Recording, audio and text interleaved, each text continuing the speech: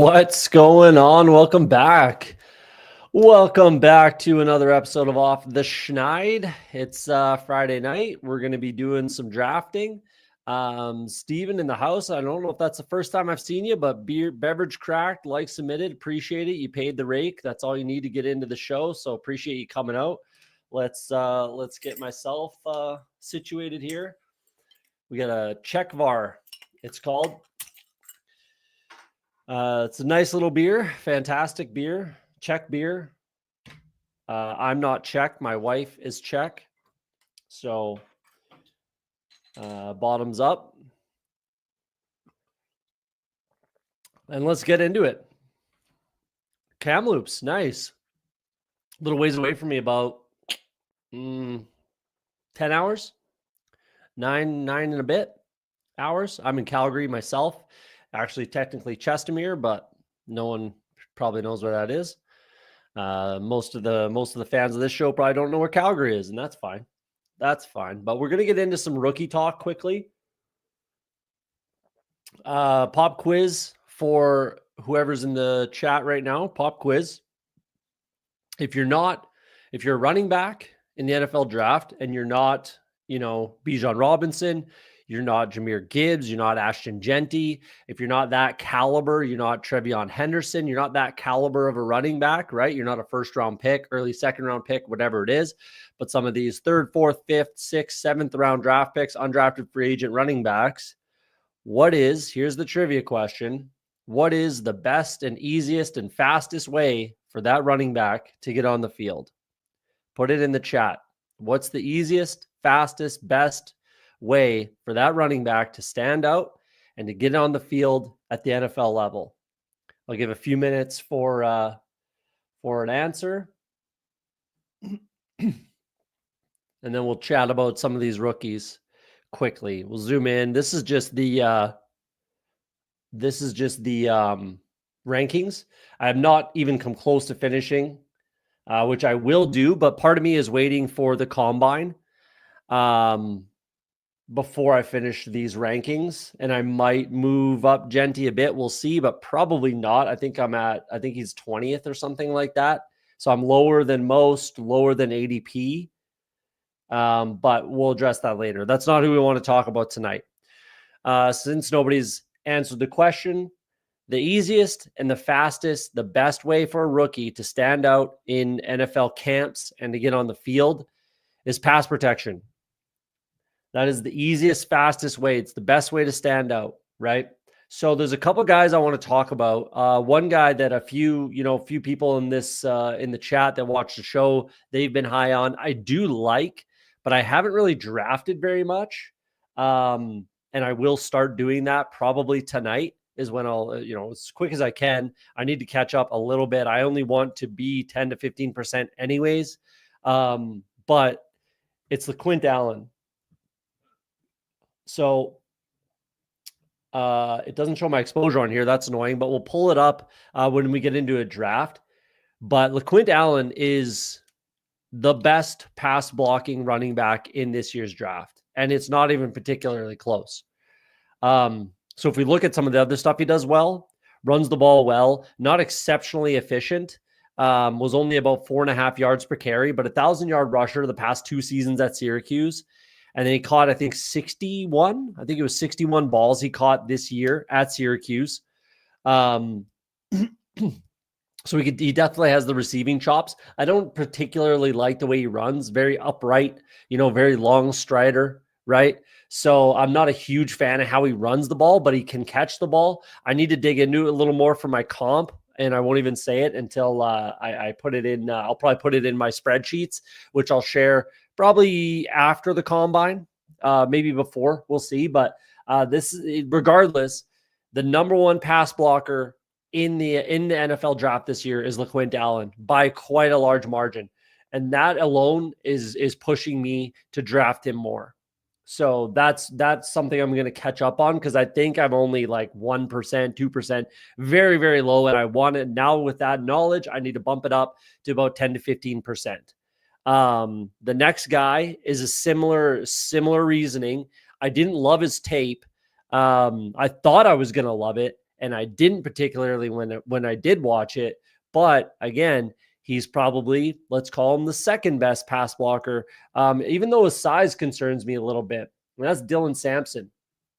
His size concerned me a little bit. I'll be interested to see what he weighs in at, what his measurables are, height, weight at the combine. But he was graded very well at pass blocking. So that's another guy that, I don't love his ADP. LaQuint Allen, you can talk me into for sure when he's, 20th round pick, 18th, 19th, 20th round pick. That's easy to make that happen. And if you're wrong, you're wrong. It doesn't matter. Right. But, Dylan Sampson being 150 ADP, you're paying a higher price tag. Certainly, if he starts to fall in drafts, I will take him. I will pick up those shares. I most certainly won't reach. I might take him one or two more times around ADP when I need a running back in my build. But that's something I've been looking into. Fossil's been drafting Dylan Sampson. Yeah. So coming into the season, honestly, coming into the off season, the business season of football, I thought I was going to love Dylan Sampson. I honestly thought Dylan Sampson was going to be like a top 3 running back for me. And then I watched the tape and he just wasn't. He just really, really wasn't. But I do think he's a professional running back. I do think he can be an NFL running back. And again, the pass blocking numbers really are what is making me, change my tune on Dylan Sampson. So you got to be willing to change your priors a little bit, which of course I'm willing to do that. So Dylan Sampson is another guy. Brashard Smith popped off more than I thought as far as his pass blocking because I am concerned about his size. 6 foot 190, maybe 195. We'll see what he weighs in at. I'm guessing he'll probably be like 5'11" and a bit, maybe 190, something like that. Which again, SMU, mind you, they are, I think, in the SEC now, SMU. I could be wrong on that, but he was graded reasonably well, right there with some of the other guys. And considering his size, and he's going to be more of a third down running back, obviously his pass catching chops. So if he can pass block, then he will get on the field. So that was my concern, but I think I need to change it a little bit, given how highly he was graded, PFF wise sort of thing. So Brashard Smith is another guy. Mind you, I have picked off a few shares, and I probably won't go overboard, but again, it's an 18th round to 20th round, 18th, 19th, 20th round running back. It's a lot easier to pick up those shares. So LaQuint Allen and Brashard Smith, a lot easier to get up to 10 to 15%, than it is for a guy like Dylan Sampson. But I will be adding some Dylan Sampson. Again, the pass blocking is the biggest reason why. The next guy I wanted to talk about, let's stay at running back. Cam Scatterbo. So I do have, 8% roughly. I'm under the field, especially in the big board. Green Bean, what's happening? Thanks for coming out. We'll get into the draft pretty quick here. But we're talking some rookie stuff. So my concern with Cam Scatterbo, not necessarily my concern as an NFL player and at the NFL level. That's not necessarily what this concerns me about. But what happens if he goes out to the combine and runs a 4.65? What happens to his ADP? That is most likely what will probably happen. And I think that's going to give him the old Kyron Williams treatment. Not as in like he's not going to be relevant as a rookie running back in the NFL. That's not what I'm saying. What I'm saying is what's going to happen to his ADP, because that's my bigger concern. I don't have a crazy amount of exposure to Cam Scatterbo, but I'm probably going to keep it there. I'm probably going to keep it under unless he runs like anything in the 4.5s. Even if he's 4.59, I don't really care. If he's 4.5, then that'll like push him into that threshold. If he gets into the 4.6s and it's this whole Kyron Williams conversation, or he could, honestly, if I'm being honest with everyone, I could see Cam Scatterbo being like exceptionally similar to Audric Estime as far as like his draft stock. And even obviously he's a much better pass catcher than Audric Estime is. That's not even a conversation. So they're not necessarily the same player. I'm more talking again, like Kyron Williams, Audric Estime. What happened to their ADP after the combine when they ran slow, right? So do you want to be picking up all these shares at Cam Scatabo ADP 117? I'm not sure. Like it depends on where you're at with your how many bullets you have. That's why I've tried to stay with the field and save as many until the combine gets here. I'd like to have at least 100 bullets in the big board, and I have like 112 or something like that right now. But I'd like to have a 100 or as close to 100 as I can get. Like, it's not the end of the world if it's 96, right? Whatever. But I want to have that many bullets in the big board until the combine gets here. So I'm going really, really hot and heavy for the rookies that I believe in, from their tape, from their stat profile, blah, blah, blah, all the work that I put in, all the spreadsheets that I show you, right? That's where I get my exposure to these guys is right now. And then if it flips, then I can stop drafting them. Or in the cases of, some of these other guys, maybe a Cam Scatabo, I can just hammer at their current cost. If they go up, they go up, and it is what it is. Maybe you make a touch of a mistake, but it's not going to be the end of the world, I don't think. Last one's Jaden Higgins. Jaden Higgins was another guy that I thought I thought I was going to love. I am curious what he's going to run at the combine. That has me a touch concerned, and I wish I bookmarked. The whole last episode a couple days ago, I was just, bemoaning how much I bookmark everything. And I forgot to bookmark some, basically a stat or a chart that made me kind of change my tune on Jaden Higgins, because I didn't particularly love the tape. And I just think that there's a lot of similar wide receivers in this draft class to Jaden Higgins, but I am trying to pick off some more shares. I do want to be around that 8 to 10%, which is about average.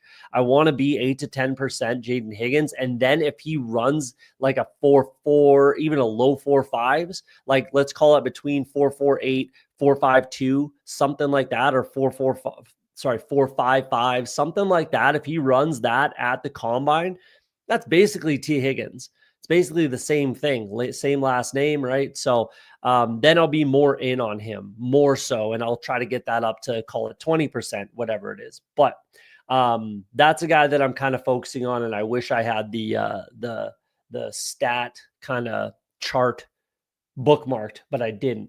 So let's jump into a draft. We're gonna do a big board. Where are we at with the little board? I do need to keep an eye on that because I missed out on my final War Room bullet, which really pissed me off. But we'll see how quickly these fill. 33%. I have 110 left. But let's jump in. If you're in the chat, you want to draft. Wait on one. Hurry up, get in there.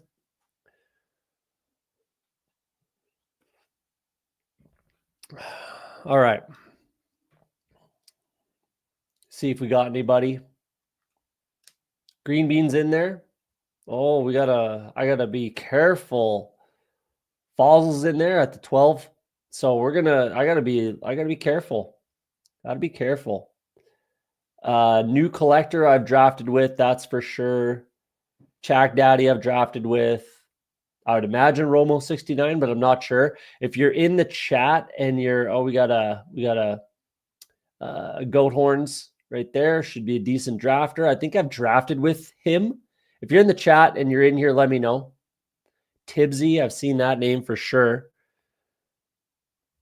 But yeah, we're off to the races. So let's take a look at the exposures of these rookies that we were just kind of talking about.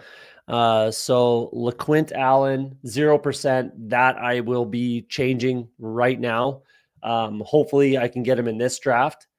Samson, we'll see. I'm 0% as well, but again, I'm not gonna push it with him. Rashard Smith, I should probably not just put Smith. 3%, yeah. So I can pick off more shares there pretty easily. Scatabo, 3% and 6% overall. So again, I don't want to reach on him, and I might just, given how many bullets I have left, I might just leave it there with Cam Scatabo until I see him at the combine and we get some buzz out of that. and see where that goes. Jaden Higgins, I've been picking off. So there we go. 8% and 6%, 8% in this tournament. That's kind of where I want to be mostly. So I could pick them off in other places to even that out, but that's fine. And I think that was it. So yeah, we're getting there. And then some of the guys that I like a lot that I think are going to rise, Jack Besh, 39% in this tournament, 33% overall. Savion Williams, 32% and 33% overall. I'd like to actually get that up a little bit because when he goes and crushes the combine, and I think Besh does the same thing, I think they're going to skyrocket, and I want as many shares as I can get of them right now. What are we going to do here? Just obviously probably take a wide receiver, make it easy on ourselves.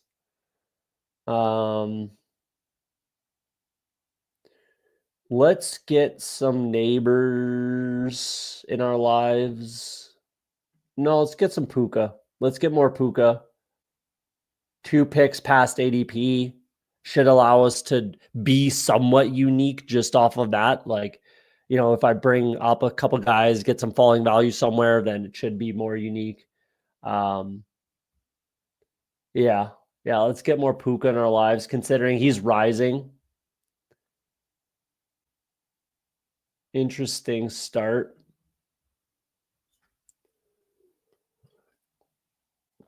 Nico goes a little higher. Ashton Genty first round. So yeah, I'll have 0% Ashton Genty if he's a first round pick. Unless, like, again, if I have to catch up in the summer, I will. I'll figure it out from there. Still 0% in Christian McCaffrey. I'm not gonna rush it. You don't need to, like he'll be there. He'll be there all the way to the end of this tournament. So I can get my shares whenever. Same with Brock Bowers. Same with Vlad McConkey. Like I don't not like these guys, and I will be drafting them for sure. It's just I don't have to reach. I don't have to push it. I really, really don't. Let's go with Derrick Henry. Couple picks of value. Nothing major, but behind ADP. Candyman, Fantasy Football Garage. How you doing? Thanks for coming in. Appreciate it.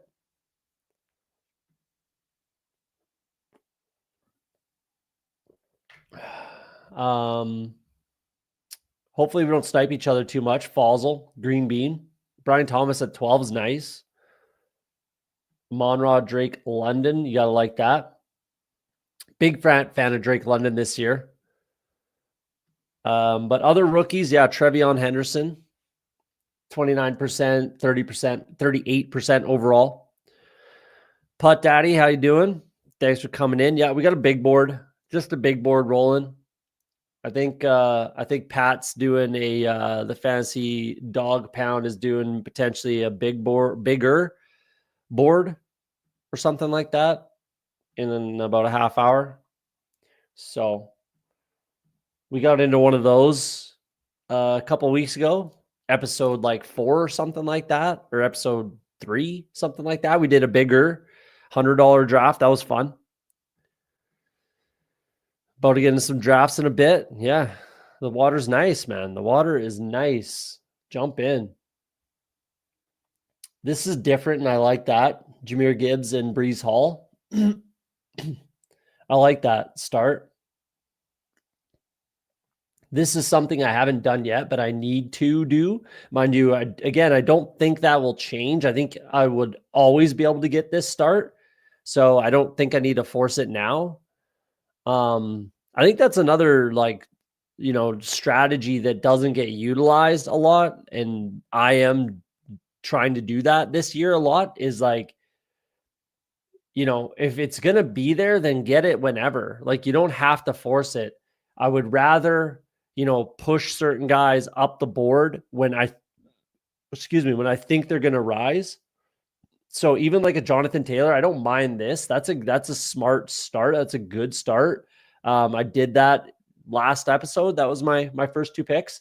I think Jonathan Taylor should move up.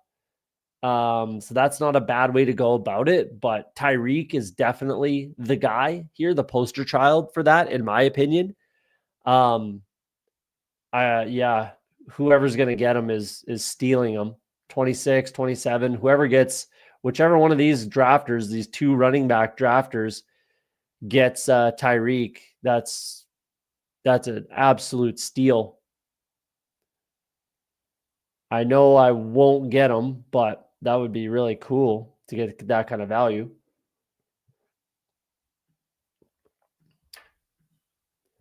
So what are we doing here?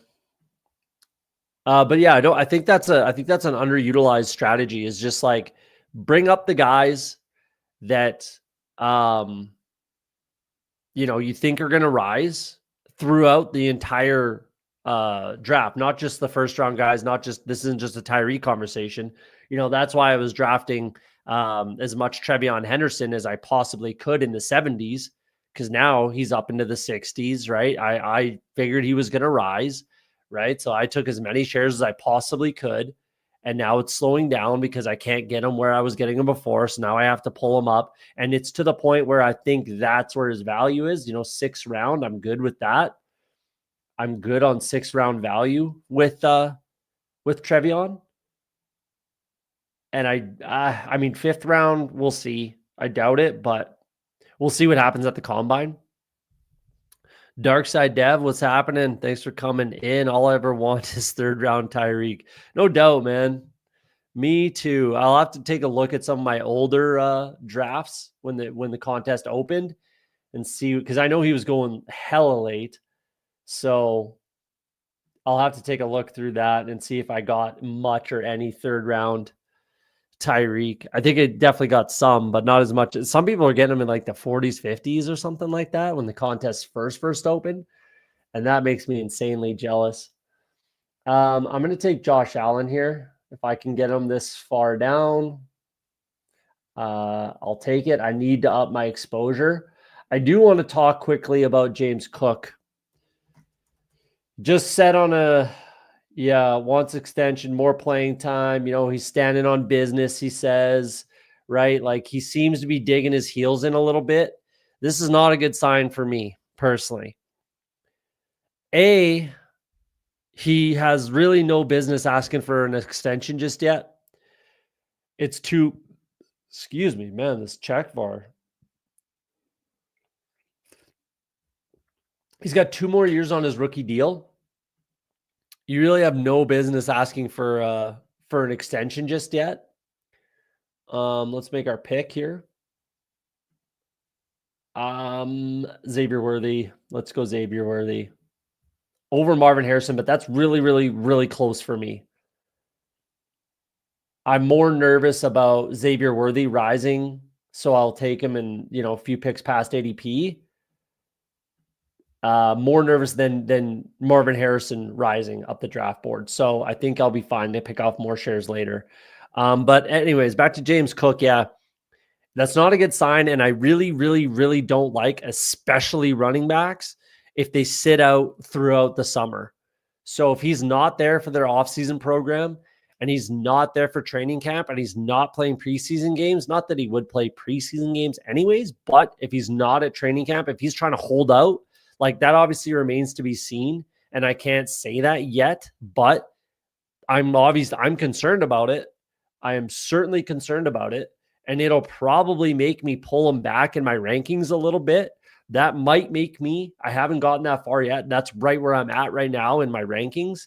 I might put Chase Brown ahead of him now because of this whole situation. I really don't like, there's too many examples of running backs getting hurt after holding out.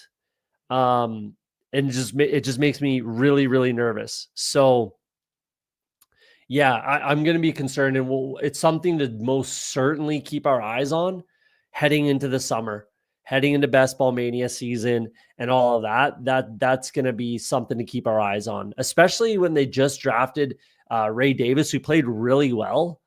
And I just don't think this is the draft class. And I don't think this is the time to be, Like, yeah, if you want to talk about the playing time, no question, because that was the worst bit of coaching I've seen in a little while when he was not on the field in that AFC Championship, I believe, game, right? In the playoffs there.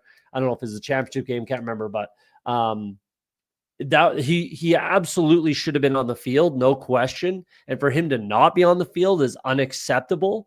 So yeah, talk about the playing time, absolutely, but trying to ask for 15, 16 million dollars a season is pretty silly right now, if you ask me. Like, obviously, if you want to use it to get a contract, to get an extension, sure. If you end up at 12 a season, that's where it's going to be, James Cook. Like, maybe 12.5, call it.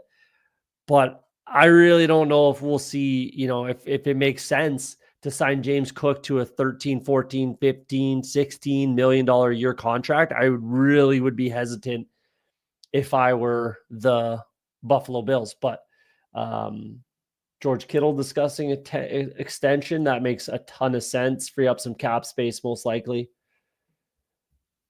It's a good time to do that. Joe Burrow with the Chase drafter course.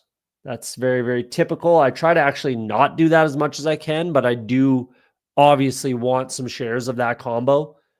That was pretty much the league winner last year, especially with what they did in week 17. So yeah, or what at least the Denver Cincy game did in week 17 last year. This is an interesting start. I don't know if I would have went Devontae there. Probably not. I probably would have went with like a George Kittle. That's a lot of question marks potentially at the wide receiver position here. And then Josh Jacob is a question mark for me. Not that this can't work. That's for damn sure. I still think Rashee Rice's ADP is too high, personally. I'm really curious. There hasn't been a lot of conversation about the suspension. That's definitely incoming. Emo Cowboy, what's happening? I don't know. I feel like no one ever wants RBs to get paid. No, I do. I actually do want RBs to get paid if it makes sense. And I'm happy with James Cook getting 12 a year. Pay James Cook 12 million a year. Yeah, I think that makes sense. I'm okay with that. But 14, 15, 16, I can't get behind. I really can't. I'm not a running back hater at all, but let's go Kenny Walker. You'll see my exposure there, but I'll keep adding. Big fan of Kenny Walker personally. Yeah, that's just too much, man. That's just too much, in my opinion. Am I doing another draft? Toast 0420. Am I doing another draft? If we get 15 likes, nothing crazy.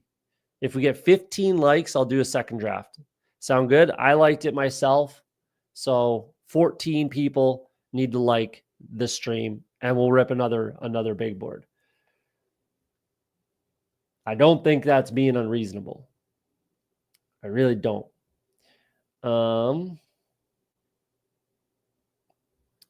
I might do something I like to do, especially Trevion Henderson going.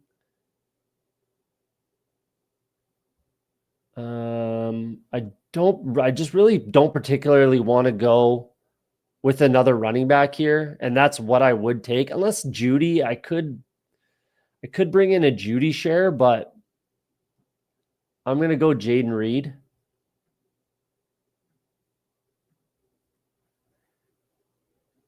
I need to I'm going to wait till the combine probably, but I need to rewatch Luther Burden still. I really need to rewatch his tape. He's staying here. Yeah, and that's a concern. So you think I got 15 already? Already I have 15 likes? Sweet. I haven't even looked at it. Well, then we'll probably do another draft. Zeke ruined it for all running backs to get paid. Yeah, that could certainly be it. Biggest problem that everyone should have had with Zeke And I talked about this in the comments on my last stream when I was kind of shitting all over Travis Etienne, right? My biggest concern, and this is a concern I have with Ashton Genty, I've made that known, is the amount of touches in college. We're at 13 likes. 14 likes. All right. One more. We'll do another draft. 14 likes. But that's always my biggest concern, especially with their second contract, but also like longevity, right? If you have 800 plus touches in college, it is not conducive of having a long NFL career. And a lot of times it's a little bit injury riddled. So it's a huge concern for me, especially like how much did these kids get run into the ground in high school, right? So the amount of touches concerns me with some of these guys, and Ashton Genty is on that list for me. Look at how many carries and overall touches he had this year. Like 400, over 400. Like, again, you know, I mentioned it before too, and this one I did bookmark, thankfully. Saquon Barkley is a huge concern for me. So 0% right now, Saquon Barkley. I probably won't keep it there, but maybe if he stays at the 2, if he stays at pick 2, I might be 0% Barkley. I don't think it's the worst thing ever to full fade Saquon Barkley. I really don't. And this is coming from a guy who was very, very, very high on him last year when he was going in the 3rd round, then the 2nd round. I had tons of exposure to Barkley. He was, I had a relatively successful season because I had a lot of Barkley and a lot of Derrick Henry. So,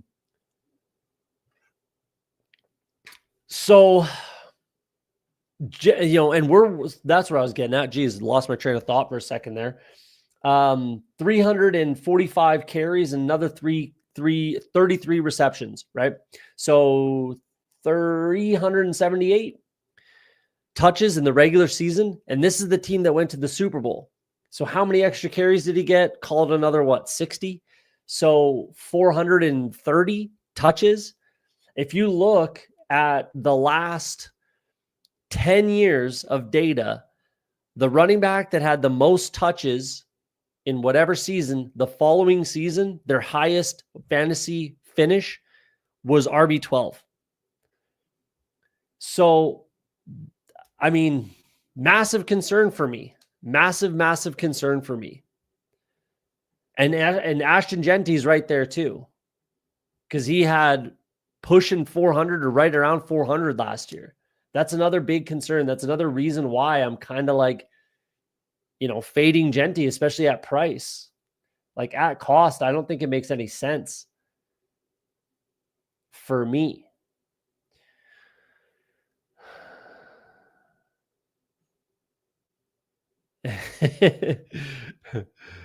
Tyler, what are you doing, man? We got to protect each other.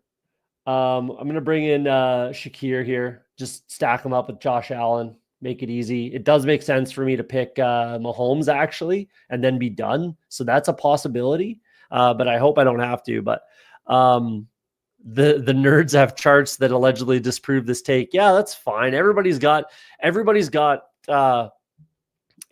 charts, everybody's got takes, and no one's willing to admit they're wrong. I literally was on Twitter last night. Someone posted something. It doesn't even matter what it was. I'm not going to say who it was, and I don't even want to say what it was about because you can probably just look at my mentions or whatever. But said something. I disagreed. They said I was wrong. I told them why. I not only did I disagree, I said, here's reasons why. And then they said, no, you're still wrong. I said, well, here's proof from the horse's mouth, literally. And he said, no, you're still wrong. It's like, what are we doing here, guys? Like, what do we, you can just say like, oh yeah, now I know, or like, oh, that's, that makes sense actually. Like, you know what I mean? No, they just can't do that on the Twitter machine. So yeah, I'm gonna be firm on that take with Ashton Genty. And again, my exposures show this. I'm not just talking shit out of my ass here. I do what I say I'm gonna do, and I'm not gonna bend on it. I'm not gonna bend to the nerds on Twitter. I'm not. We're gonna go Jacoby Myers for sure. I'd like to get that exposure up a little bit more. But regardless, it just makes sense for this build, no question. So let's bring him in. But yeah, honestly, like there's no point in arguing with a lot of the things, a lot of the certain people on Twitter. They claim college snaps count less. I don't know, man. You're still getting hit by 250, 300-pound linemen, right? You're still getting hit hard. I don't think it matters, but, but relax them. Yes, there's data to disprove the workload thing. Vibes and opinions can be yours. Yeah. I mean, if you want, regardless, you can make data say whatever you want. Honestly, that's something any data can do. Ask any politician, right? Like you can make data say whatever you want it to say. So I don't know. I think, I'm gonna live and die by that. I'll pay for it if I'm wrong, I guess, but not really. Like again, he's going in the first round. Do we really think? Does anybody in this chat really think? Does anyone in this chat really believe, really, truthfully, in their heart, that Ashton Genty outscores Derrick Henry if they're both healthy? Anyone in the chat, if anyone thinks that a healthy Derrick Henry and a healthy Ashton Genty outscores Derrick Henry, put it in the chat.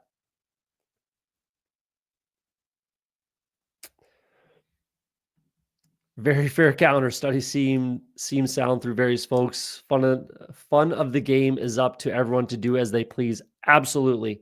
If everyone was drafting the same, we would all have the same takes. We would all have the same teams. We'd all have the same builds. We'd all have the same stacks.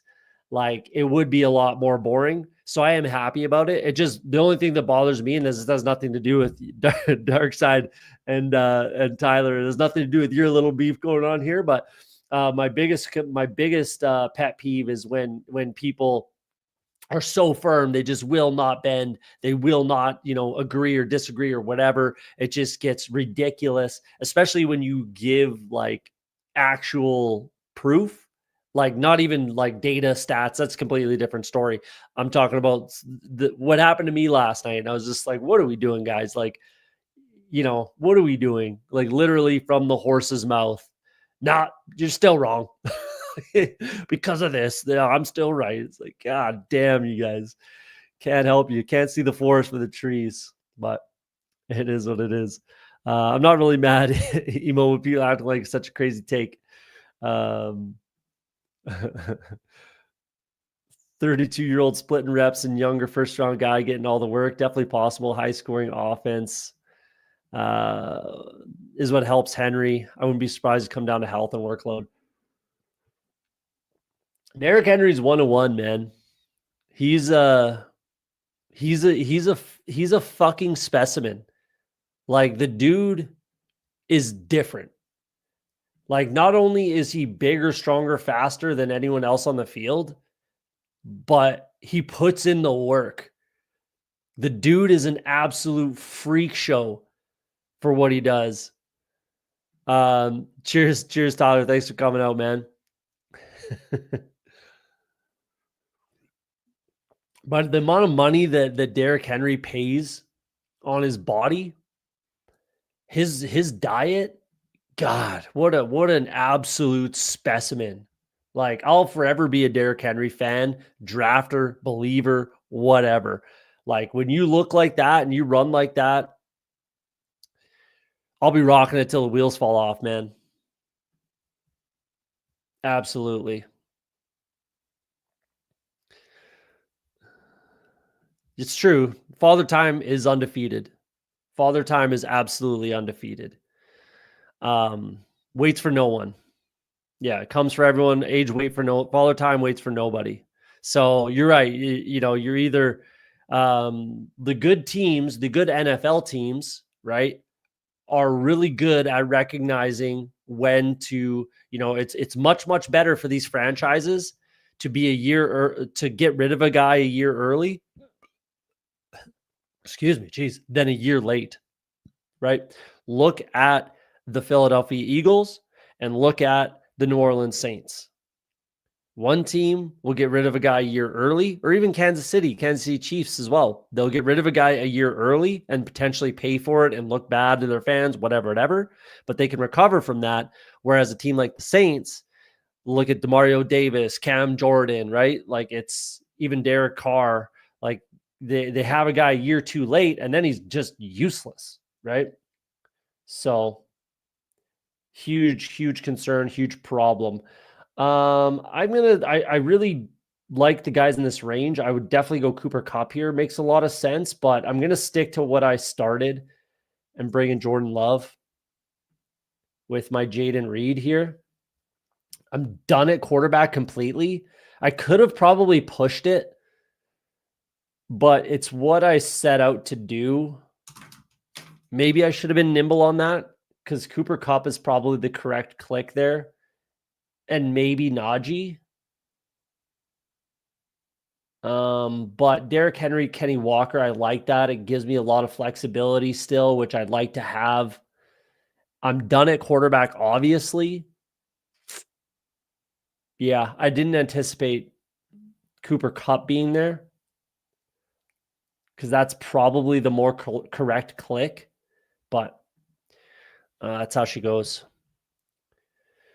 CMC, my only real fade in the second. Yeah, I'm fading him right now as it sits because he's not going to move ADP wise at all. So I'm not worried about like missing the boat. And I am concerned. I am absolutely concerned. But I probably will only be at the field like 8 to 10% Christian McCaffrey. I would like for some news to come out, but we're not really going to get anything. So I guess we can see what they do in free agency. Like if they beef up the offensive line in San Francisco, then that'll, I guess, help his value. But it really all just hinges on his it all hinges on his health, obviously, on his knees, calves, whatever, his lower body, so his tendonitis. It's a big concern, and he's had a lot of touches. He gets a lot of touches. So I don't know. We'll see. I might be under. Let's call it 4 to 6%. I don't know. Putt Daddy says, not by design, but I had 0 shares of Henry last year in BBM. Gonna fix that this year. Yeah. I was really high. I had in the 20s of both Derrick Henry and Barkley. I think a lot of teams might look at Najee Harris like that this year. We'll see. We'll see how much he costs. How much can Najee Harris really demand in a contract? That's an interesting conversation. Like probably 10 for multiple years, 10 to 12, I guess. Like 10 to 12 million per year.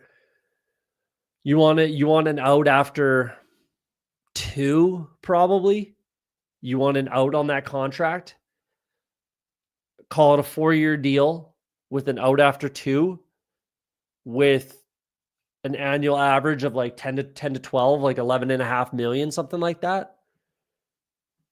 That'll be really interesting where Najee Harris goes. Really interesting, especially for some of these draft landing spots, right?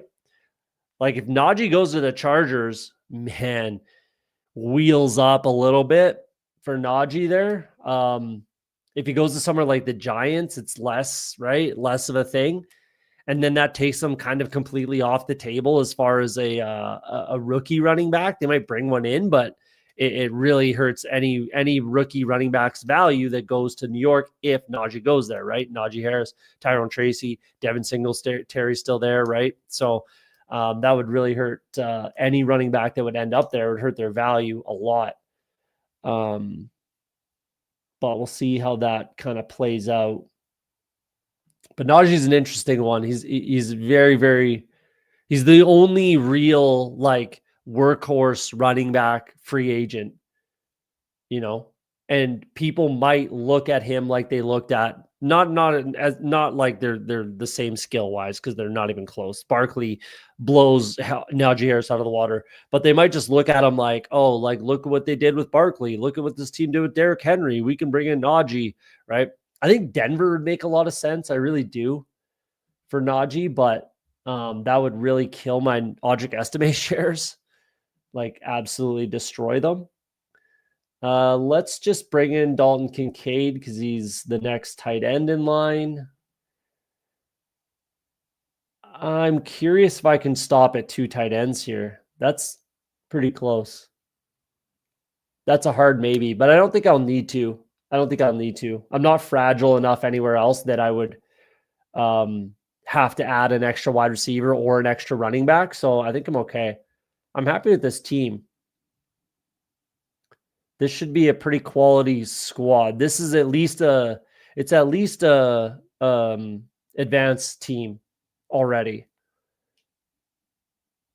High likelihood of advancing, in my opinion. Could be wrong on that, but that's my opinion of it as we sit right now. So definitely done at quarterback. That's no question. Could be done at tight end, but probably not. I probably will bring in a third. I want to slow down a little bit on Devin Neal, but I should take him here, I think. Yeah, let's take the discount ADP value, even out my exposure a little bit.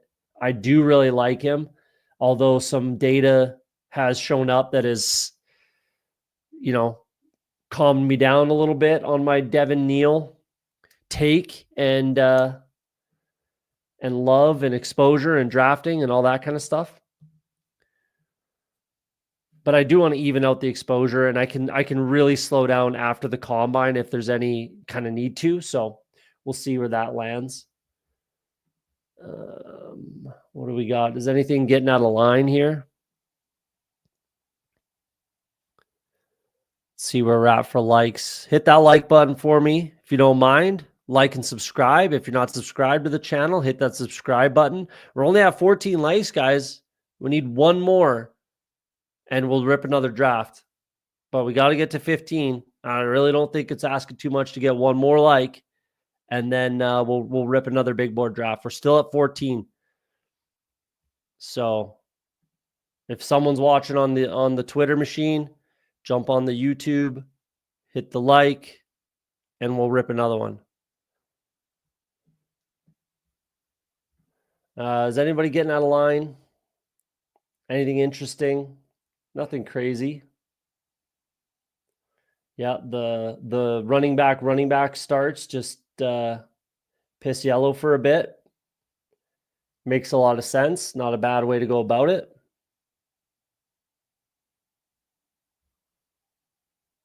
Nothing stacked. Unstacked Goff, I'm not a fan of.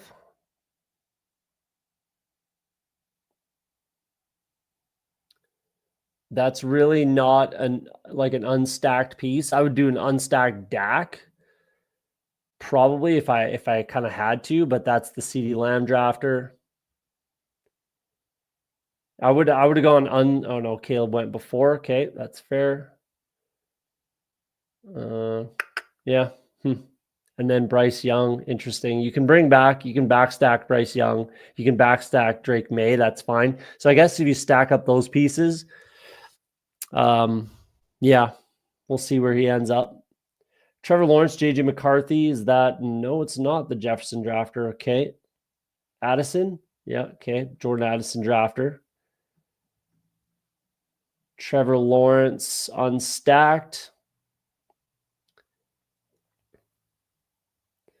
Let's get into some T. Higgins talk maybe after this draft, as long as we get one more like, but before the next draft. Smack the like button. Cheers to Friday nights. And then we'll rip another draft. And maybe we'll talk about T. Higgins. I want to dig into that a little bit more There's a lot to that no one really talks about. I'm not sure if maybe people don't know about it. Maybe people don't know how it works exactly. I'm not sure, but we can dig into it a little bit more. And there's a lot more nuance to it than people think. So let's dig into it. It's not just that, they tagged him, therefore he's playing on the tag. That's not how it works. So I want to dig into that a little bit more. Where are we at here? I think this would probably be a good time to take Dylan Sampson, I guess. And that's the other thing. I just like Ollie Gordon a heck of a lot more. 26%, 25%. I just like Ollie Gordon more by a good margin.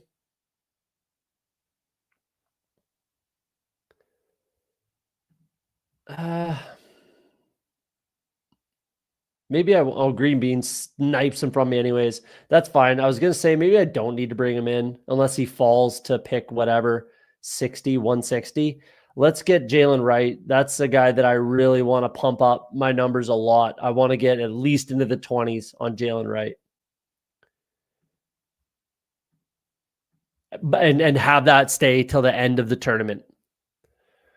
I want to be 20% by the end of the tournament at least. Fossil hoping Lawrence would fall to him. Yeah. Sometimes at these badgeless type rooms, what do we got? 1, 2, 3, only 3. Okay.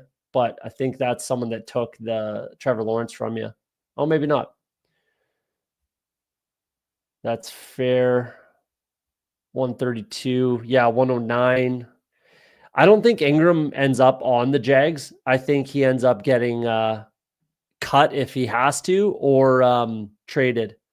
I think they would obviously prefer to trade him, but if not, I don't think Evan Ingram is a Jacksonville Jaguar this year. I really, really don't. Really, really, really don't. Or wait, where was I looking?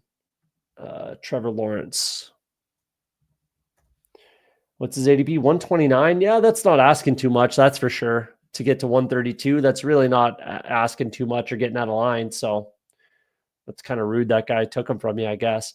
Let's bring in a wide receiver, and it's going to be a rookie, and it'll be Xavier Restrepo. Big fan of Xavier Restrepo, personally.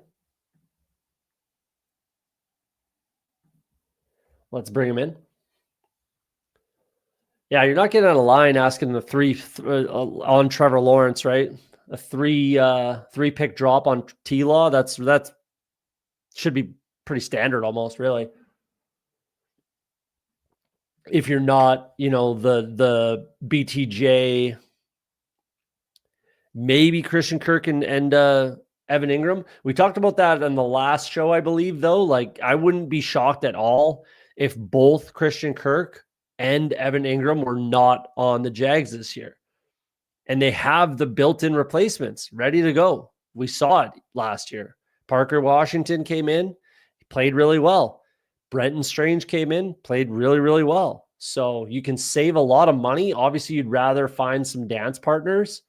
For Christian Kirk, maybe that could be the Washington Commanders, right? Cliff Kingsbury, former coach of the Cardinals, right? That could be, they need a wide receiver. That could be a trade partner there. With Evan Ingram, it's a little tougher. I think they're going to be I think they're going to end up having to cut him. I don't think they'll be able to find, no one's trying to trade for that kind of a contract for a 30-year-old tight end. I really would be pretty surprised if we saw that. Like, I guess if Doug Peterson were coaching somewhere, you could maybe put that team on the table, but yeah, I just don't think so. I just don't see it. Best Ball Brian, appreciate it, man. Thanks for popping in. You've been lurking without commenting. Then you pop in and comment. Appreciate it, man. Thanks for coming in. Cheers. Best Ball Brian, good follow on the Twitter machine. Been lurking in the streams. Sometimes it's a lot more data driven. Sometimes it's vibes. Sometimes it's me standing on a soapbox, pissing and moaning about nonsense. But I hope you guys enjoy it. If you do, hit the subscribe button, hit the like button for me. The channel's been kind of taking off a little bit lately. It's good to see. Appreciate it. I've been doing this for a long time, so it's good to see people coming in. Not for everyone though, that's for sure. So fair enough. Yeah, in the next few weeks, we'll be doing. There's a couple things I'll be doing. My exposures, showing all my exposures, going over my spreadsheets. So my rookie stuff, my rookie rankings, my rookie notes, comps, everything like that. We'll do that, and then I think I have some other stuff coming down the line, but on the road, but got my ass on the couch right now. Beauty. Caught you at a good time. Appreciate you coming in, man. All right, what are we doing here? 177. Definitely not quarterback. I think I need to slow it down a touch on Harold Fannin. So I really don't want to force that.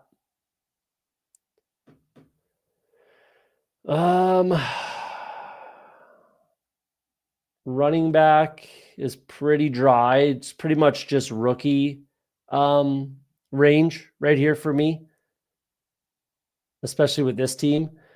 Green Bean steals Jalen Royals. I would have gone down that road. Wandale makes some sense maybe here.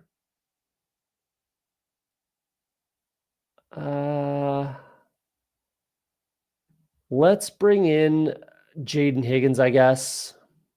I do want to pump those numbers up a little bit, but I really want to know what he runs in the 40. I really, really wish I had that number right now, but it is what it is. Happy Friday, Doc79. Cheers. Thanks for coming in. Appreciate it. Jack Besh goes, one of my favorite clicks right now. I think he's just going to tear up the combine. I really do. And watching his tape, man, he is a professional wide receiver. He is ready to go.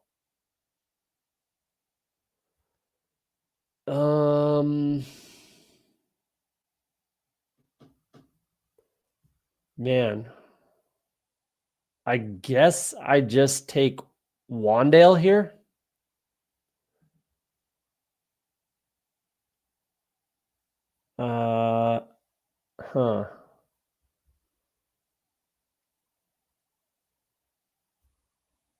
I'm going to take Jatavian Sanders. I'm going to bring him up because I won't be able to push him.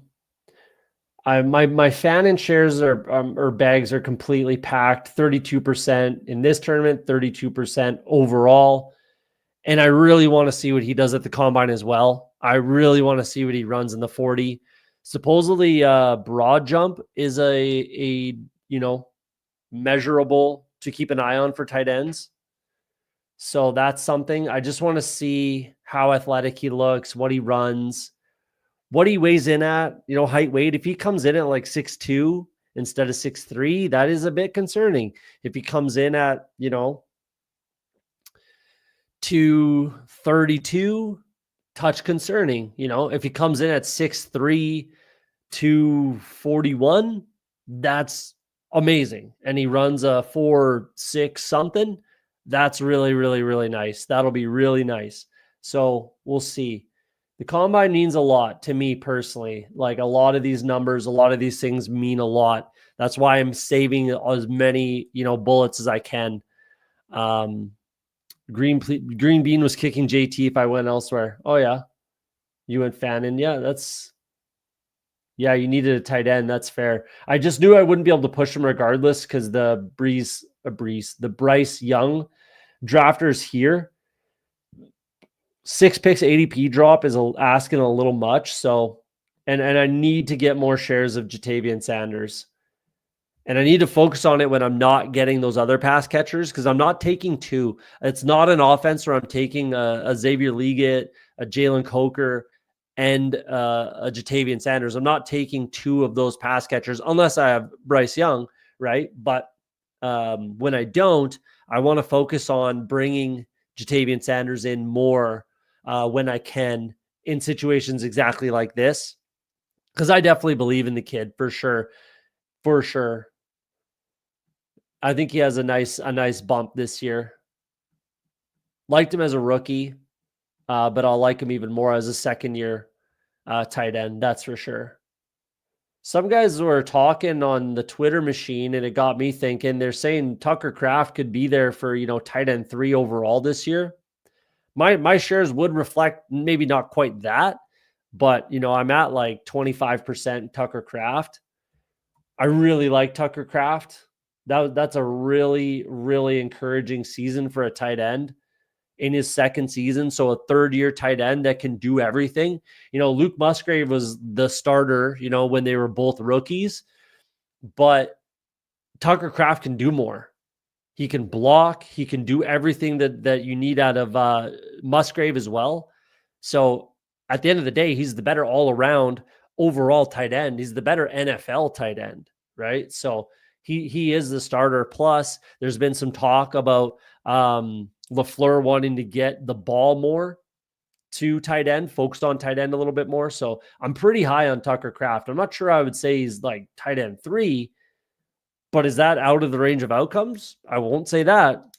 I think that's within the range of outcomes. So yeah, I'm going to be pretty high on him. Pretty high on him. Tucker Kraft is really good. He gets yak, unlike Musgrave. Yeah, well, Musgrave should get more yak. He was like the fastest tight end in the draft in their rookie year. He was clocked at it anyways, especially. I know he was at the Senior Bowl. I'll say that. Maybe he wasn't in the 40. Maybe he wasn't, throughout the college football season. But at the Senior Bowl, he was clocked as the fastest tight end when in his rookie year. So he should be, in theory, a yak guy, but injuries obviously slowed him down. Catches the ball and falls immediately almost every time. Yeah, maybe. I haven't watched enough Packers in season to have a hard take on that, but I'll definitely take your word for it.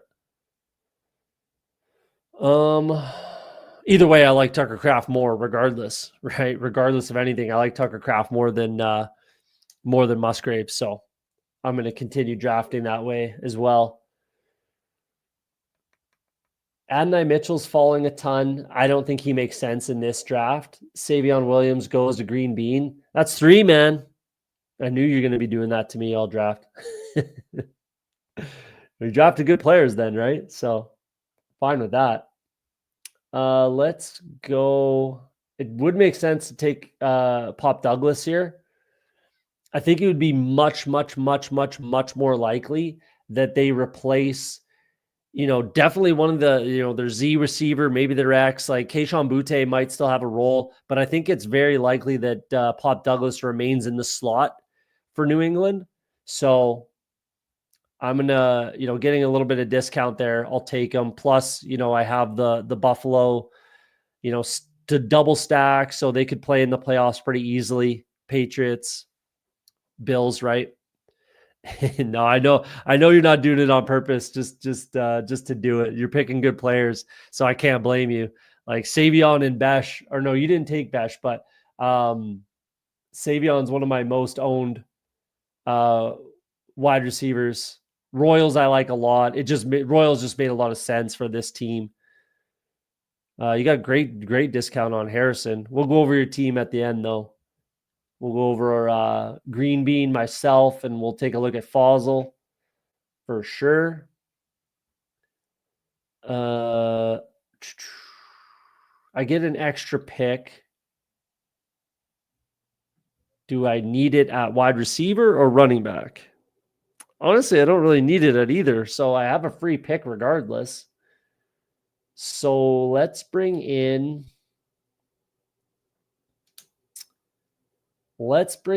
Damian Martinez.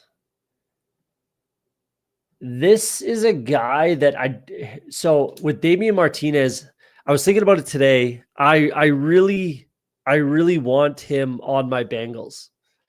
I really want Damian Martinez to be a Cincinnati Bengal. But then what does that do to both his value and Chase Brown? I don't know. Like, I'm very confident the Bengals draft a running back. It won't be first round, won't be second round, not likely, unless someone falls into their lap in the second round, like Judkins or something like that, or Henderson. If one of those guys like fall into their lap in the second, I'll be smashing my table for them to draft him. But a guy like Damian Martinez makes tons of sense. They need a big body type of a running back to pair with Chase Brown. And I think that would be a perfect fit. Although it would, concern me for all of my shares of both Damian Martinez and Chase Brown, more for Chase Brown because he's going much higher in the draft, and Damian Martinez is 18th, 19th, 20th round pick. So yeah, but he's a bigger body guy, should be a goal line type running back. We'll see. Check out Musgrave tape, bro. He makes great catches for sure, but Kraft is just better with the ball in his hands. Yeah. I don't even know if it's worth it for me to go watch the tape, if I'm being honest, because Tucker Kraft is the guy now. So I honestly don't know if I want to waste the time to go watch Luke Musgrave anymore, considering I just think he's been completely replaced, and completely replaced. Like, he's just not going to be that guy, and Tucker Kraft is. So, Miami had the best offense in college. I always leave with Miami players in the draft: Cam, Restrepo, Arroyo, Martinez. Yeah, they and the thing that encourages me the most about Damian Martinez is he did it in multiple stops in multiple seasons. He had over 6 yards per carry in all three. Only his three. He's 20 years old too. The kid's only fucking 20. Like, that is very encouraging. Very encouraging. So 3 years of college experience, 6+ yards per carry in each season, 2 with Oregon State and 1 in a new offense with Miami. Yeah, man. Sign me up for Damian Martinez. The kid is a beast. I really do want him for the Bengals. I really, really do. It just, like, for real life football, that's the perfect running back for the Bengals offense, in my opinion. So fingers crossed. But again, I'm not sure what that does fantasy value wise. They would close up similar to Zach Moss and Chase Brown last year. Not quite as much. Chase Brown will be drafted ahead of Martinez if that did happen. But Martinez would move way up, I think, right? So it's an interesting one. It's a really, really interesting one. I think it would make a lot of sense. That's what I want to see as a Bengals fan. That's absolutely what I want to see. So fingers crossed. They also cut Sheldon Rankins today, which further accentuates the need for defensive tackle. So leads me more down the defensive tackle in the first round for the Bengals. It'll either be a corner. I've said it many times. It'll either be a cornerback or defensive tackle for sure in the first round. I'm going to bring in LaQuint Allen right now because I want more. I want some shares. I have 0. This is my first LaQuint Allen share, which I need to correct given what we talked about pre-show. Really encouraged. Best pass blocker in the NFL draft this year. LaQuint Allen, best pass protector. That's going to get him on the field somewhere. So plus his versatility. Yeah, I need to get more LaQuint Allen. 18th, 19th, 20th round guy. That's easy to do. So I know someone in the chat has been chatting him up for the last few streams. Someone's been all over LaQuint Allen. So shout out to you. But when I got that data that he's the best pass blocker in the draft, I'm all over it. Darkside Dev is a Ravens fan. Hey, looks like we can't be friends anymore. just kidding, pal. I mean, you knew I was a Bengals fan. So the Ravens are like, the Ravens aren't the Steelers, like I've always had respect for the Ravens. Like I don't hate the Ravens. I really don't, especially I've always been a big Lamar guy. I've always been a big, Derrick Henry guy. But I hate the Steelers, and I think you probably do too. So, we've got that in common. That's for sure. Some of the rookies and late round picks have gone that I like. So let's just bring in Jalen Knoll. He's definitely a guy I really like. That'll be our final pick. Yeah, I'm okay with this running back room. Yeah, I'm okay with this running back room. These two are going to lead the way, and I just need one of these guys to kind of, get in the lineup, an injury to occur, or something like that. They can carry, Derrick Henry and Kenny Walker should be able to carry my running back room. Maybe running back was the click there, but it's really close. It's really, really close. So we can go over the squad, and then we'll take a look at Green Bean and Fossil. Then we'll get into another draft here. So Josh Allen, double stacked. Jordan Love, double stacked. Got a little discount on Josh Allen, but that's not uncommon. Derrick Henry, Kenneth Walker, Devin Neal, Jalen Wright, Damian Martinez, LaQuint Allen. I got some discount on Devin Neal, which is nice. And that's about it. But I like this room, though. A lot of, the rookies make sense with the, second year Jalen Wright, Kenny Walker in a contract year. Big reason why I like him a lot. Derrick Henry's Derrick Henry. I like this room for me. Puka Nacua, Xavier Worthy, Jaden Reed, Khalil Shakir, Jacoby Myers, Xavier Restrepo, Jaden Higgins, Demario Douglas, and Jalen Knoll. I like that a lot, man. Again, enough rookies, some second, third year running backs, wide receivers, second year, third year. Yeah. Third year Puka still? Is this third year? Yeah. I like that room a lot. This is one of my more favorite teams, maybe. I really like this team. I think I got a really, really, really good shot to advance at the least. And then we'll kind of see what happens from there. Tucker Kraft, Dalton Kincaid, and Jatavian Sanders. Yeah. All young tight ends, right? Big play guys in there, touchdown guys. Hopefully some progression there for Dalton Kincaid, but stacked up. Not any crazy value anywhere. But I like this team a lot, actually. This might be one of my more favorite teams. Interesting. Let's check out. Kick this out. Let's find that one. Looks like we'll have to refresh.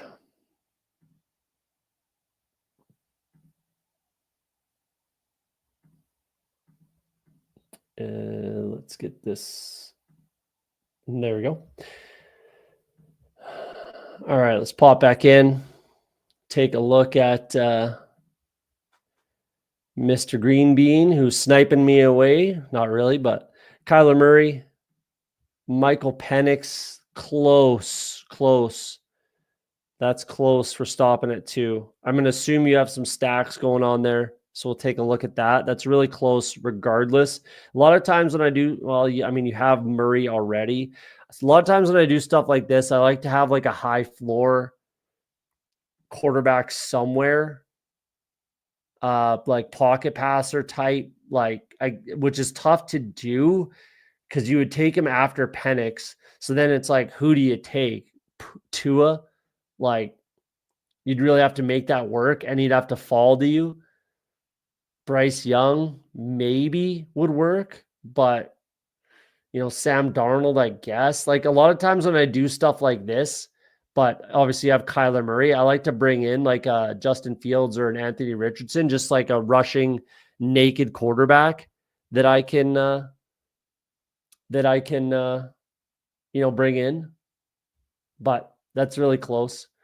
Kyron Williams, Omarion Hampton, James Conner, Zach Charbonnet, Trey Benson, Dylan Sampson, and Antonio Gibson. I like this room. Makes sense. Benson stacked up with Murray, sure. And Connor, yeah, never mind. You got the handcuff. I don't mind that. 7? Yeah, 7 running backs. Okay. I like it. That works. Amon-Ra St. Brown, Drake London, Marvin Harrison stacked up, Drake London and Mooney stacked up. Yep. Coleman, Royals, Savion Williams, Gabe Davis, I like it. That works. I'm not a Gabe Davis guy, but at the end of the draft, and he's going to be on this team, like he has to be. That's a big reason why they could cut, or trade Christian Kirk and Evan Ingram, because they have too much money invested in Gabe Davis, way too much. But he's going to be on the team, and regardless, the rest of these guys work. So that's not bad at all. That makes sense. Cole Kmet, Fannin, and Ben Sinnott. I'm not drafting Ben Sinnott. I think Zach Ertz comes back. And to be honest, his college tape concerned me. He played a lot of like fullback type stuff. He had a fullback number, for Christ's sake, when he was in college. So, he might just not get the chance again, right? So hard to say, but last pick or whatever it was, that's you could do a lot worse regardless. And you got two others, you're good. Not a bad team. This works. Stacked up. Atlanta, you have NFC guys too, NFC teams. Another NFC team, NFC, right? NFC. Yeah. That can definitely play. Fossil, let's take a look. Lamar Jackson, Derek Carr, Kirk Cousins. I like it. Don't have to spend a lot of capital on quarterback after you have Lamar Jackson or anyone like that. So again, maybe Jordan Love is too early for me. Yeah, but I like this. That makes sense. Devon Achane, Alvin Kamara, Tony Pollard, Tajay Spears, Javonte Williams, Jordan Mason. Jordan Mason is almost certainly going to be back with the Niners. They already said that they're probably going to work something out. He's a restricted free agent. I don't know why they wouldn't. I like that. This room makes sense. Big hitters. Pretty much everybody except for Javonte and Jordan Mason probably, but some big hitters potentially. You have the Tennessee running back. Javonte's a free agent. Yeah, this works. This makes sense. I like it. Brian Thomas, Zay Flowers, Emeka Ibuka, my wide receiver 1. Pulled him up the board, but that's all right. Stephon Diggs, I'm out on personally, but that's fine. Rashad Bateman, Cedric Tillman, Elijah Moore, Darius Slayton. So double stack Baltimore, triple stack Baltimore. That's all right. They're the best offense in the NFL right now, so I'm fine with that. Elijah Moore is a free agent. Slayton's a free agent. Cousins is available. Carr could be available. We'll see. But yeah, this makes lots of sense. Mark Andrews, I think Evan Ingram's going to be available at the end of the day. Pat Freiermuth, this is a good tight end room for sure. Yeah, it all works. If anything, you would say your wide receiver room is a little thin, but I think I like the potential with Elijah Moore and even Darius Slayton and Ibuka. So you need Brian Thomas to be what he was last year, at least. And Zay Flowers take a bit of a step forward. But yeah, running back's in a good spot, quarterback's in a good spot, tight end's in a good spot, little potentially a touch fragile wide receiver, but I don't think I'm breaking your heart on that. Champ times 3. Sorry, Champ times 3 thoughts. Is this is that your team? Whoops. Were you in this draft? Steven? Oh, right here. Champ 3X. Is that you?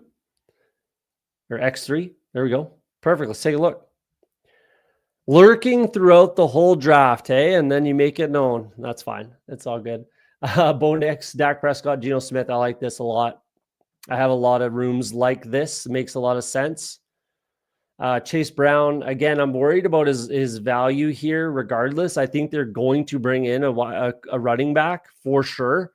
It's just who and where. So we'll see. But I am picking him somewhat in this range. I like him to fall a little bit. I can't blame you for picking him regardless. That's fine. It's just I'm interested to see what happens to his ADP after they draft a running back, because they will. Joe Mixon, I hate. I don't like Joe Mixon at all personally. I'm not drafting him. I've never liked him as a player, as a person, whatever. He's very inefficient. Don't like Joe Mixon, but I get the pick. Jalen Warren, I like. JK, I'm out on too. I'm just too worried about his injury history. Plus, he's a free agency or free agent. Obviously, if he goes back to the Chargers, that's massive for him. But that's definitely not a guarantee. Rico, hard to say where he goes. I'm a little bit out on him at his range, like at his cost. I'd be a touch concerned about this running back room personally. Like the most, you could definitely say the most sure thing in this running back room is actually Jaylen Warren, which is odd to say.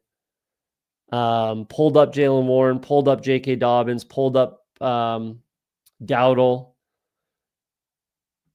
We'll see. Let's take a look at the running back or wide receiver here. CeeDee Lamb, Cortland Sutton, Marvin Mims. I like that. Double stacked your Dallas, double stacked Baltimore, or sorry, Denver. Geez. Seattle, nothing with Seattle, but that's fine. Yoshibasa, I like. Christian Kirk might not be on the Jags, but that's fine. He might go to a better spot.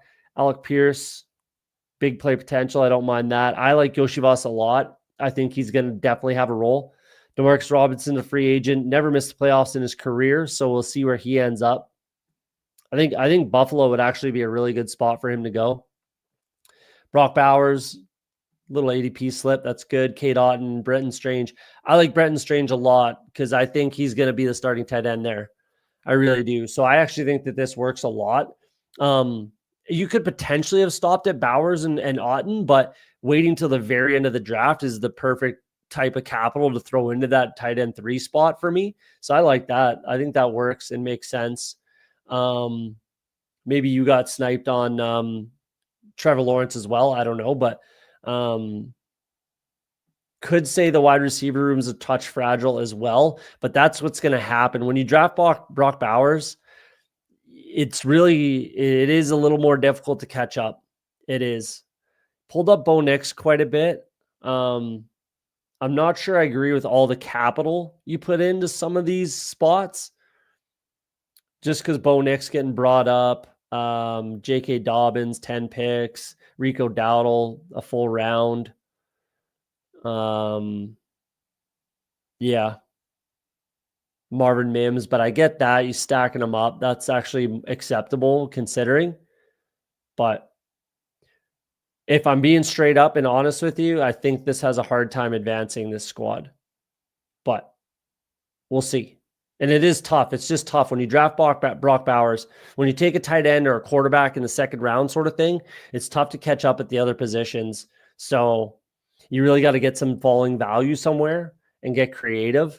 But if the Denver offense takes a huge step forward, which it most certainly could, then you're laughing. So we'll see. I think that's all the teams. Let's get into another draft. Let's try to get in quick. Another big board. We're in. Waiting on 7, so tons of room. Hit the like button if you don't mind. Cheers to Friday.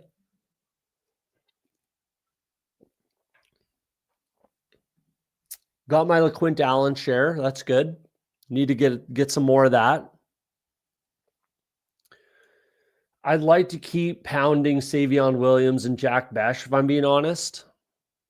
I just think both of them do really well at the combine and shoot up the draft board a little bit, especially Savion, man. Savion Williams is going to be at least 6'4", 210 to 220 and run a 4.3. He is going to light up the combine. And regardless of if he's a good NFL player or not, he's going to fly up these draft boards, I think. Once the masses get a hold of him, if you need a shot in the arm, don't have a coffee, go watch Savion Williams highlight tape. You need a Red Bull, just go watch Savion Williams highlight tape. It is ridiculous. Even just watch some of his games, like watch, versus whatever. If you're looking for how to find game tape, by the way, go on YouTube, type in the player Savion Williams versus. Hit enter, see what games pop up.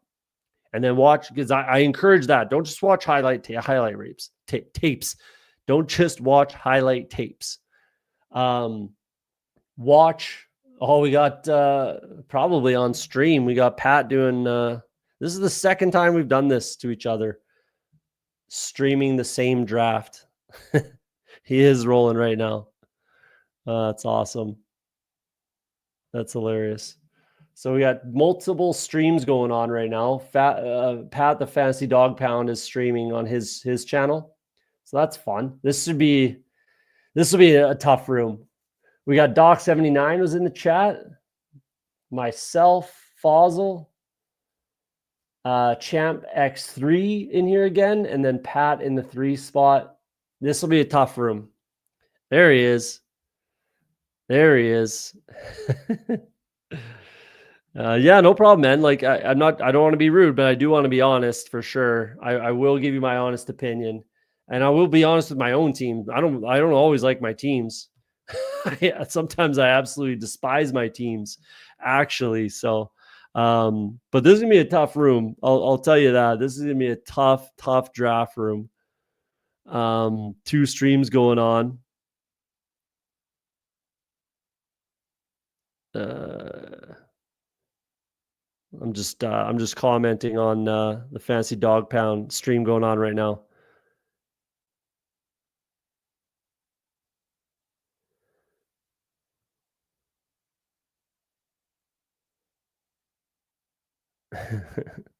That's awesome.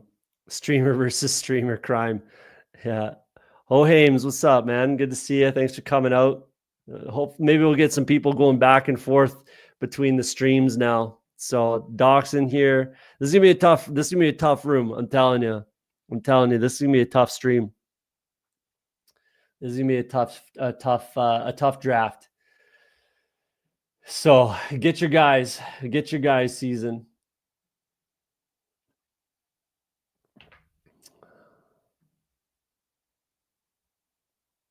All of the, like, I don't, there's some of these guys.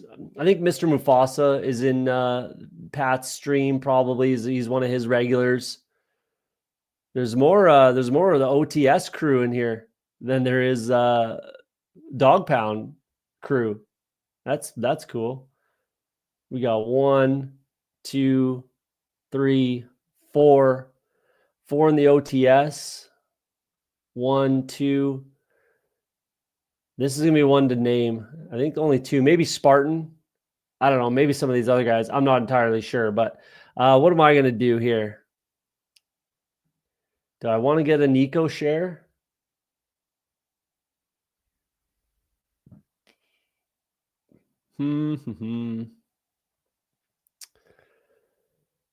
Let's get a Nico share. I'm lower than consensus on Nico, but I do want to be at or just under the field.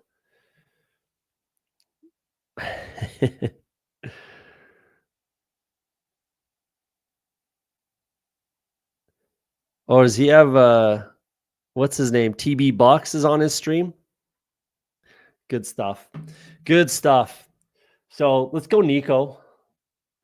I do want to be, like I said, just under the field, probably 6 to 8% on Nico. I want just enough kind of thing that if I'm wrong, I'm not completely wrong. But if he goes off, then we're looking good. I don't think anyone will get out of line, but it'll definitely be get your guys season. The badgeless guys could be complete wild cards. Hard to say. Hard to say. But they're not getting out of line, so that's the most important thing there. AJ Brown, Ashton Genty. That's unique. That's definitely getting unique. I don't hate that at all. I don't hate that at all. I think I know what you're doing, and that's not bad. I like some of that. We'll see what you do, and I won't snipe you, Doc79. I won't. I think I know what you're doing.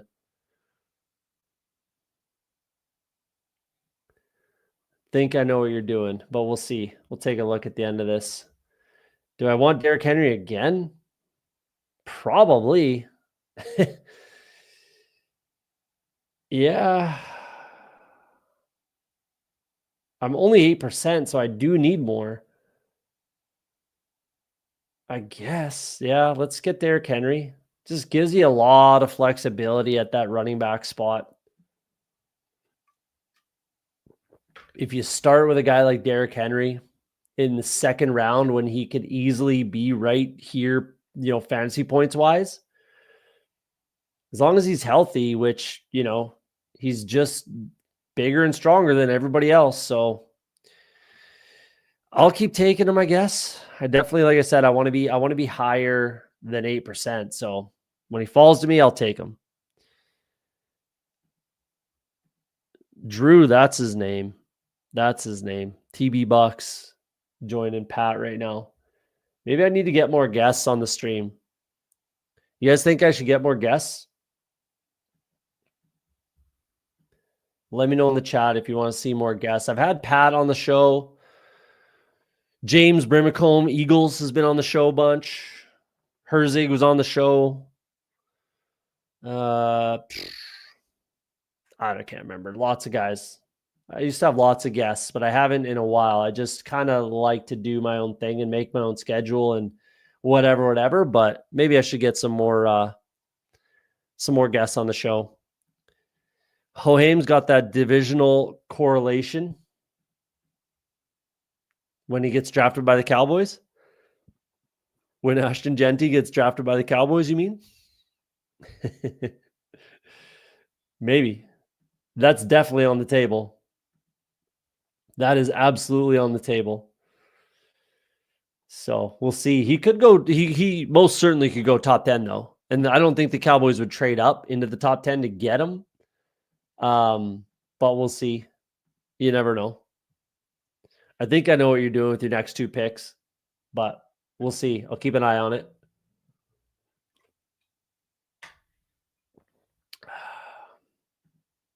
What's Pat doing? J. Jeff and Terry McLaurin? Yeah, nothing wrong with that.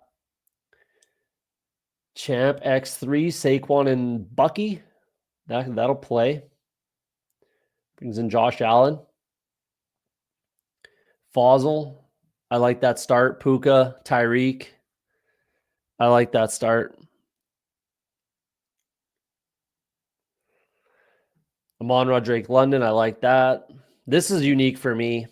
So I do want to continue to try to get some unique pieces, some unique starts. AFC. Ooh, interesting. That's going to be tough to catch up everywhere else for old Bitcoin in the 5 spot. Bully tight end.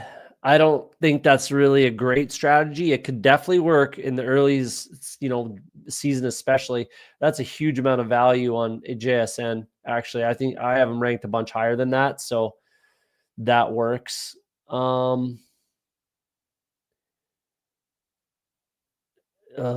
don't really want Lamar here. So I'm going to actually bring up Marvin Harrison.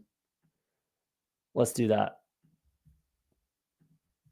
I've got a few Lamar, Derrick Henry stacks, and that's fine, but obviously he's not the pass catcher. So I just want to have some and not too much, if you will. And this guy is thanking me for sure. That's a really good start for the badgeless Ingramite.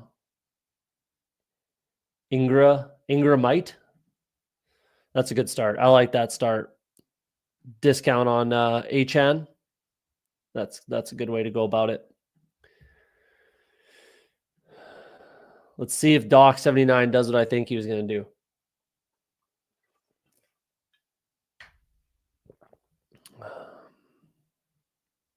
Oh, I thought you were going to take the double stack. Eagles.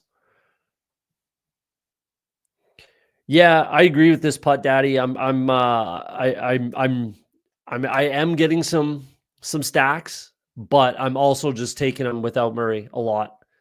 I think he takes a step forward. I saw something today that supposedly he's been in the building every single day since the offseason. Like literally every single day he's been in the building.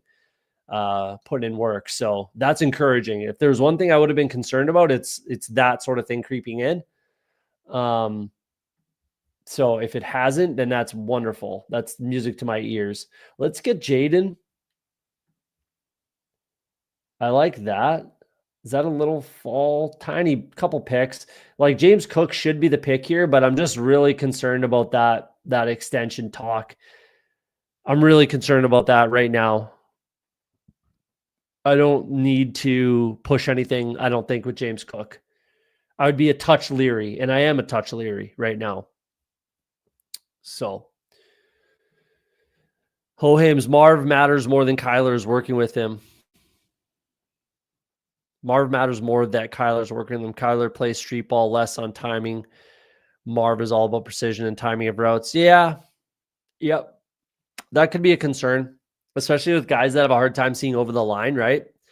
Like they basically have to believe that they're there.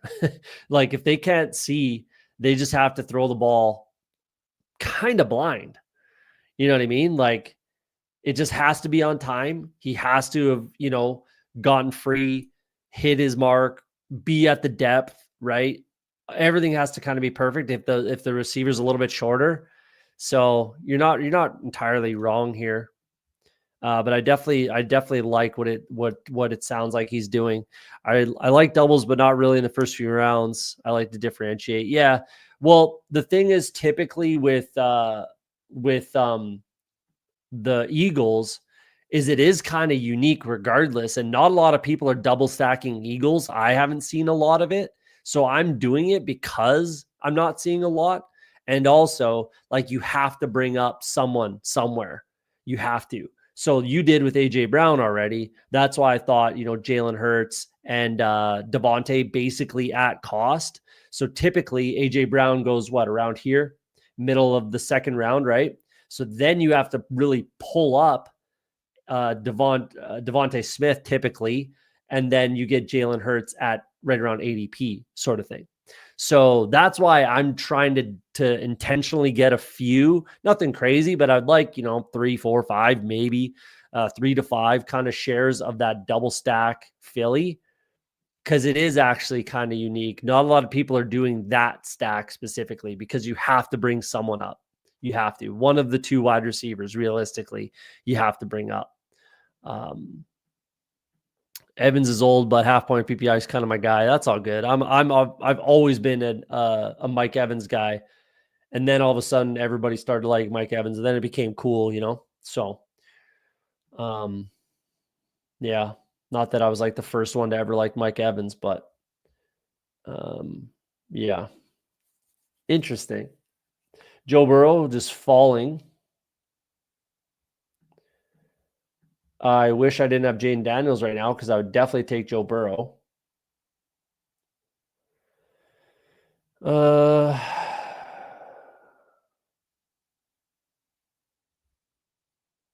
And I might still take him. I'm going to do it. I'm going to take Joe Burrow.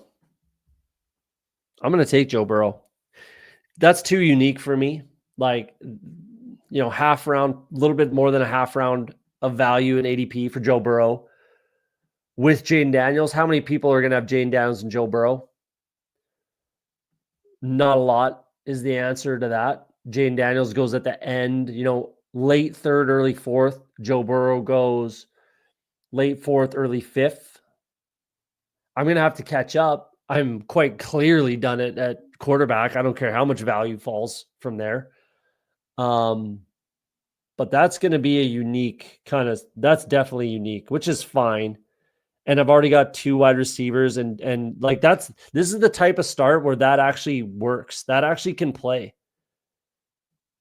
with Derrick Henry, who's like the ultimate second round hero RB piece, and having 2 wide receivers. Like the fragility there for me at wide receiver is a little tough. But with only taking 2 quarterbacks, I can throw a 9th wide receiver in that room. So that's probably what I'm going to do. Almost for sure. Yeah, I dig it. I kind of dig it. I quite like it, actually. Get a little bit different. Damn. This guy. That's a good team. Who's this badgeless wonder over here? Trevion was going to be my pick. No question. This badgeless wonder over here just sniping picks. Let's get some Caleb Johnson in our lives then. It's either, Jaden Reed, but I need more Caleb. I'm only 5% Caleb, 8% overall. Let's get some Caleb Johnson. This badgeless wonder, Ingramite, 75. It's a good looking squad. That is a really nice looking squad.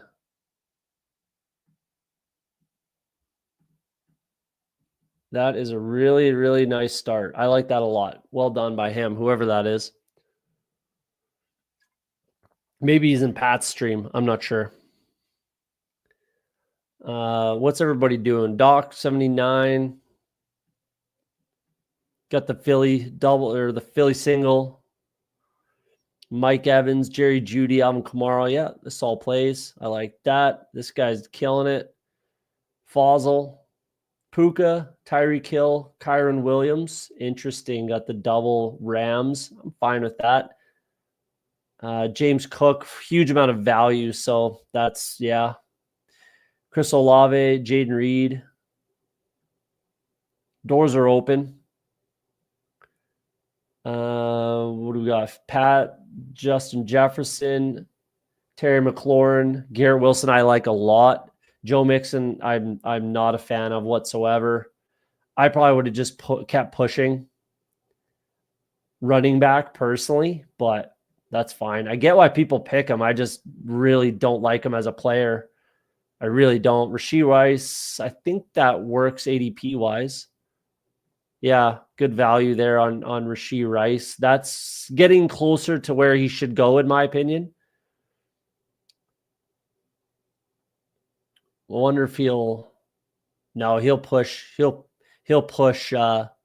Mahomes. And then James Conner, just the old and dusted running backs, eh? Interesting. Champ X3, Saquon, Bucky, Josh Allen, Jameson Williams, Cortland Sutton, Johnny Smith. That'll work. That'll work for now. In the one spot, Jamar Chase, Josh Jacobs, T. Higgins, passes on Joe Burrow. Tet McMillan, DK Metcalf, Luther Burden, Juwan Jennings. Piss and yellow. 6 wide receivers to start and Josh Jacobs. Interesting. Pat brings in a rookie and pushes Patrick Mahomes. I think the worthy drafter, will probably pull the trigger there most likely. He's got 2 picks to do it, so chances are pretty high that the Xavier Worthy drafter takes him. Obviously, I'm not taking a quarterback regardless of anything in the world.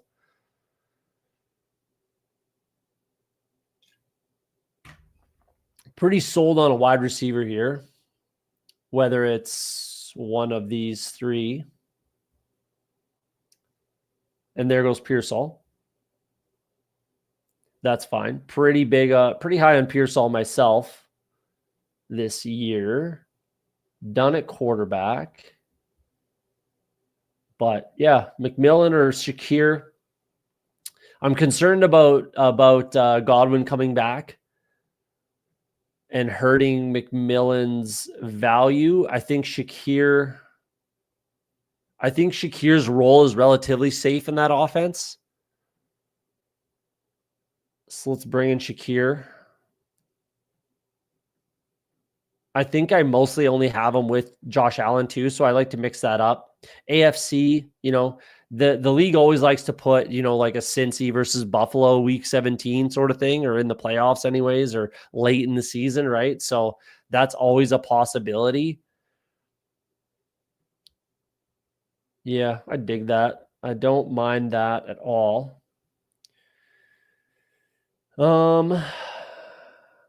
Quarterback's dead to me for sure. Don't really want Andrews in this instance with Derrick Henry. I'm not that that's a bad pick. I could definitely get away with it, but obviously there's some question marks with Mark Andrews regardless. So why would I want to pair him up with the running back who I already want to get all of the goal line touches, tons of touchdowns, whatever, right? So I don't think it makes sense in this instance to take Mark Andrews. I would have taken Downs because I'm still somehow at 0%, not intentional at all.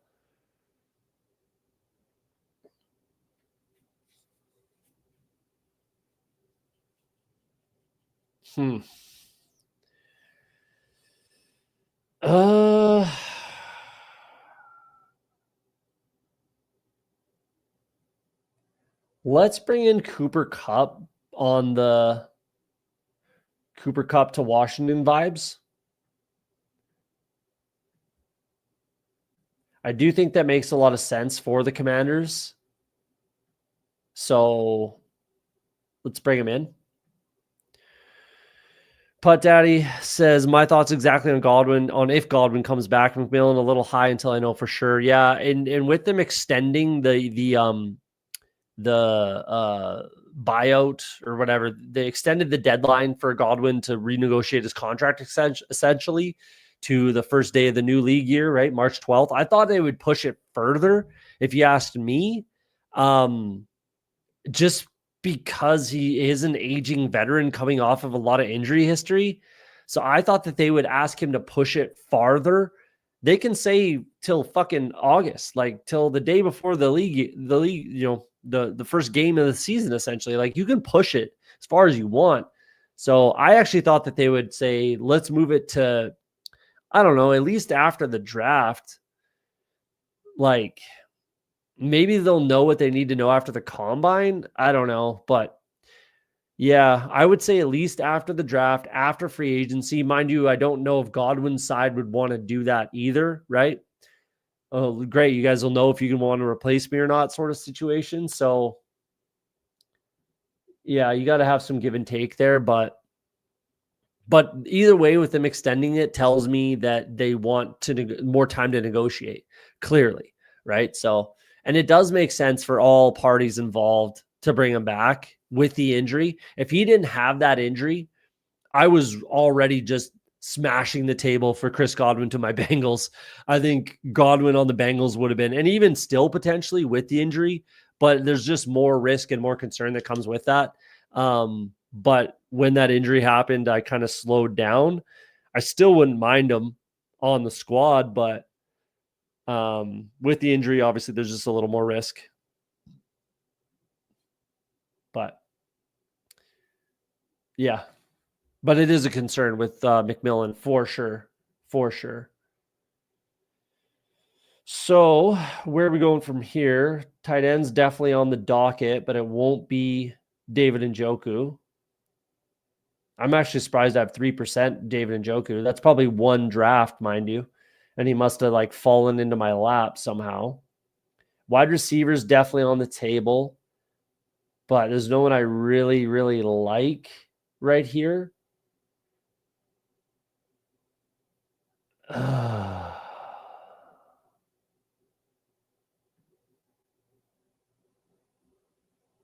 Let's bring in Charbonnet.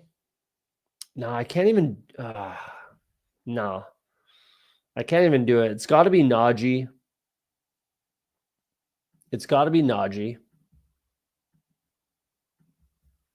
He should be the next running back in line here. The ADPs should move. They absolutely should move. Like Najee could go to the Bears. That's a great landing spot for Najee as well. I've been holding back on that take, actually. I don't know why, but I think Najee should go to the Bears. Like that is David Montgomery plus 20 pounds, and 3 inches. David Montgomery plus 2 to 3 inches plus 20 to 30 pounds. So you can do all the same things. Catch the ball just as much, right? And then they maybe draft, DeAndre Swift's replacement. Yeah. They have just all the money in the world in Chicago. If I'm the Bears, I send a blank check to Trey Smith and then look for some trade partners. I haven't had time to look through the NFL, like every NFL team for a tackle, like either right or left. I don't care if it's a right tackle, left tackle. But Trey Smith makes some tons of sense on the right side. And it probably makes more sense. Maybe not. I don't know if a right tackle or left tackle makes more sense. I'd have to dig more into that, but yeah. Either way, I'm sending a blank check to Trey Smith and saying welcome to the Chicago Bears if I'm Chicago. Where are we here? I'm trying I'm trying everything in my power to not pick Isaiah Pacheco here.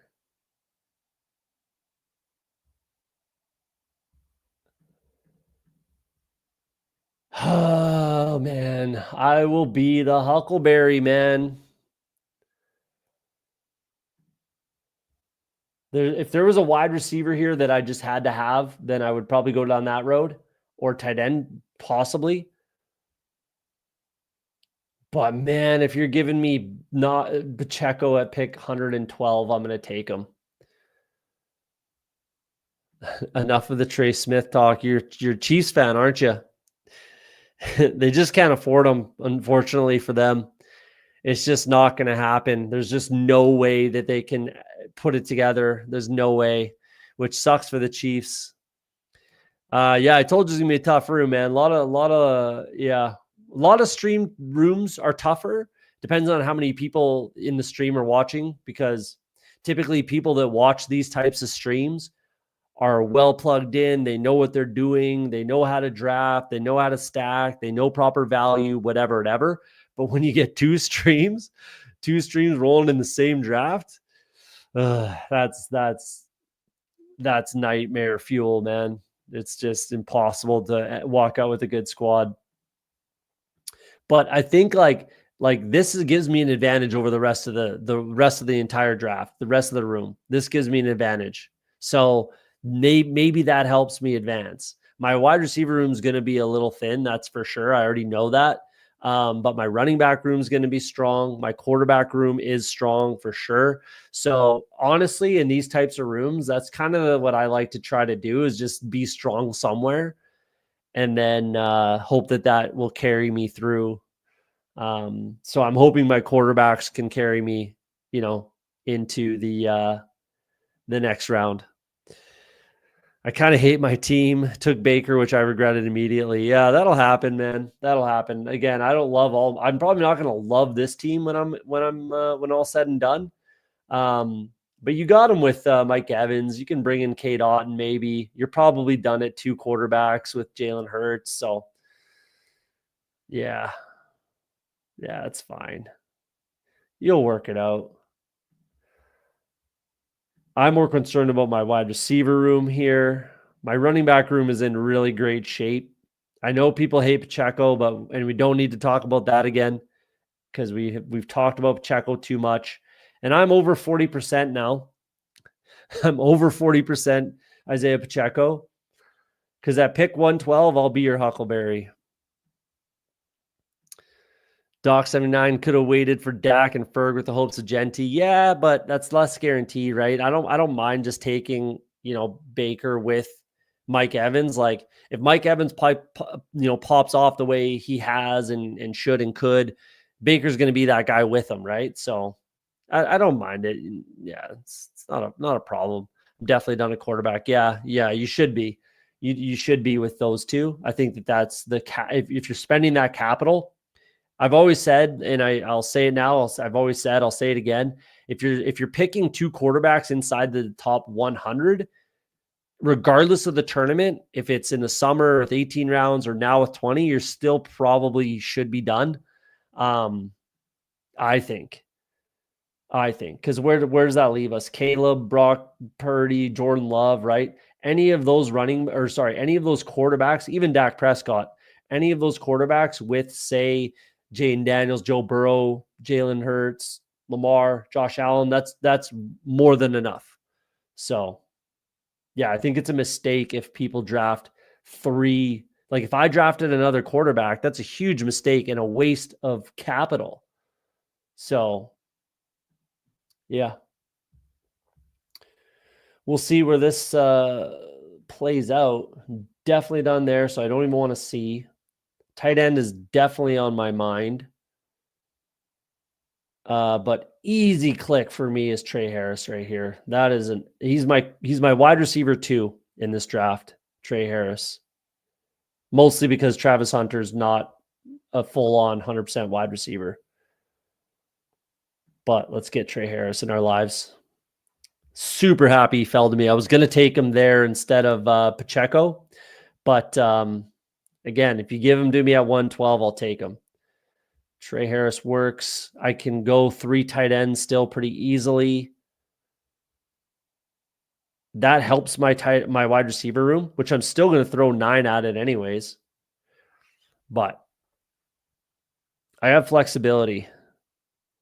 I definitely have some flexibility with this team.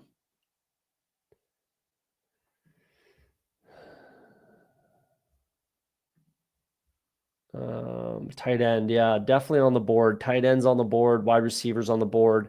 I can push running back to the rookies for sure. But if someone makes sense, like I'm probably not going Dylan Sampson with this team unless he falls to me, then maybe I pick up a share.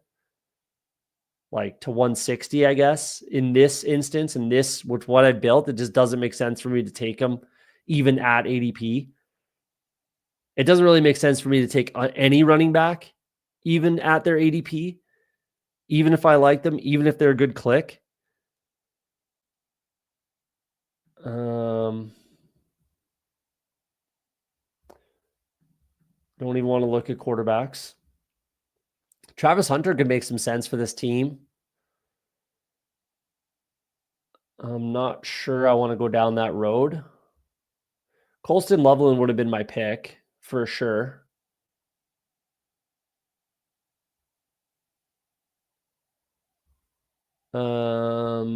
This Ingramite is letting me down with his tight end picks here. All in on Baltimore, but yeah. Let's bring in Quentin Johnston. I think he's going to be fine. I think his role is going to be fine in that offense. I really do. I think they do need another wide receiver, but I don't think it's going to be somebody to replace Quentin Johnston. I think it's just going to be the other outside wide receiver. I think Quentin's, QJ is probably still your X. Ladd's your slot move piece. And then whoever they draft, I think it could be Ricky White, but they might want someone more talented than him. Maybe they still get Ricky White late in the draft. But I think they'll probably get somebody more talented than him to play every down sort of thing. But like Trey Harris would make some sense. Hopefully he doesn't with this team I've drafted, right? I would like if I'm being honest, I think Trey Harris and Cooper Kupp to join Terry McLaurin in Washington would be really, really, really mint. I think that would be really nice for the Washington Commanders. Really, really nice for the Washington Commanders. So we'll see if that happens. But yeah, actually, that's really what I would really like. And obviously with this draft, Jaden Daniels there and Cooper Kupp, right? But even before this draft, I would have said that. I think Cooper Kupp there's already tons of talk that obviously already makes sense. But Trey Harris would be the perfect fit there, I think. Or like a Jack Besh. That's actually where I kind of predicted Jack Besh to go too, because played with Jaden Daniels at LSU as a true freshman.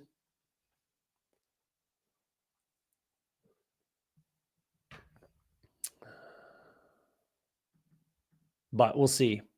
I'm actually happy with this team. I'm really happy with this team. I think I've caught up at wide receiver with Quentin Johnson, Trey Harris have really helped.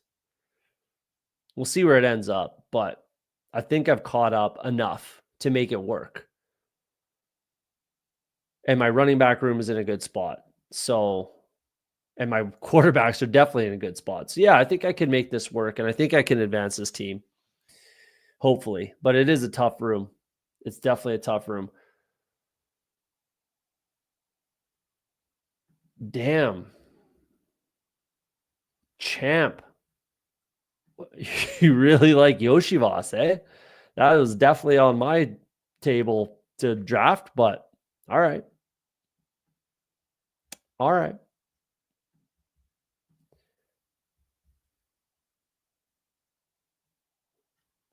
All right. That's how she goes. It's get your guys season. That's for sure. I don't like Isaiah Bond at all. Coker makes some sense here. Otten makes some sense. Trey Benson can make some sense, I suppose, but probably not with Marvin Harrison.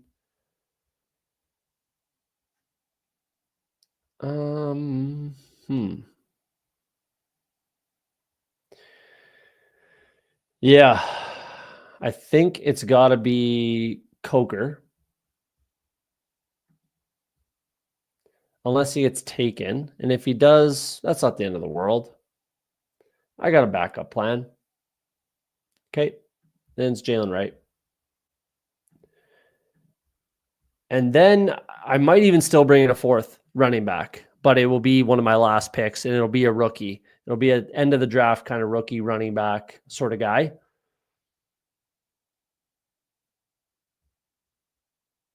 But Coker was definitely at the top of my wish list there.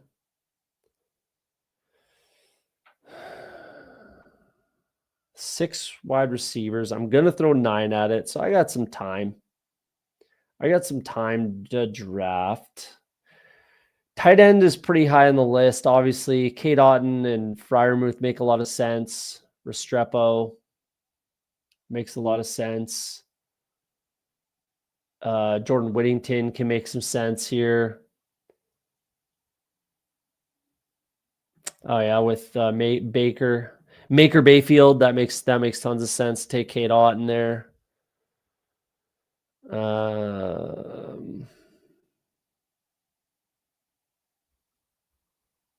I guess Wicks even still makes sense here. Whoops. Wicks still makes some sense. Let's take Freiermuth. This guy should definitely not take 4 tight ends. But let's take Freiermuth. I need at the very least that kind of high floor type of tight end. And I think he can actually even do better than these numbers this year. I think he can surpass these, depending on the quarterback, I suppose. But if he gets, 98 targets, bumps up his catches, and then stays at his touchdown output, then he definitely more than pays off this ADP. So I like that. Let's bring in Freiermuth.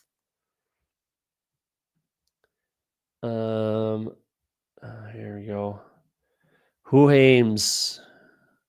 Do ever use the combination view on the drop down for Spike Week? I would have to jump on the site to know what you're talking about. I use a couple of views.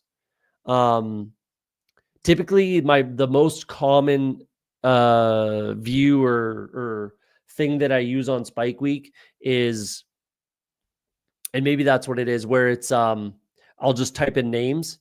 So I make sure I have, like, let's say it's Tua, like, who do I have with my Tua stacks, right? Like, I'll type in Tua, then I'll type in Tyreek and probably Waddle or whatever, and I'll see who I have with them and who I don't, and see where my gaps are there.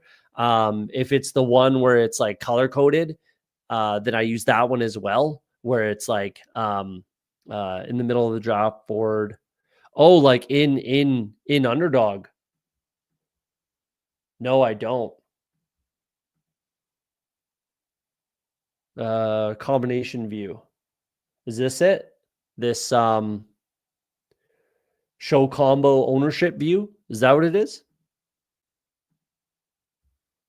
I don't. No, I don't usually use any of these. If I'm being honest with you, I probably should. I probably should play with these a little bit more.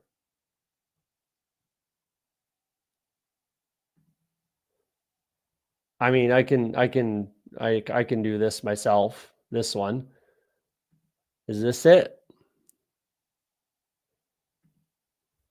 Combo percentage with players on a team or by pick. Huh. This is kind of confusing.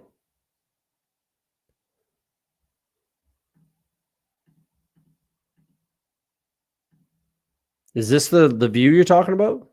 This is kind of confusing.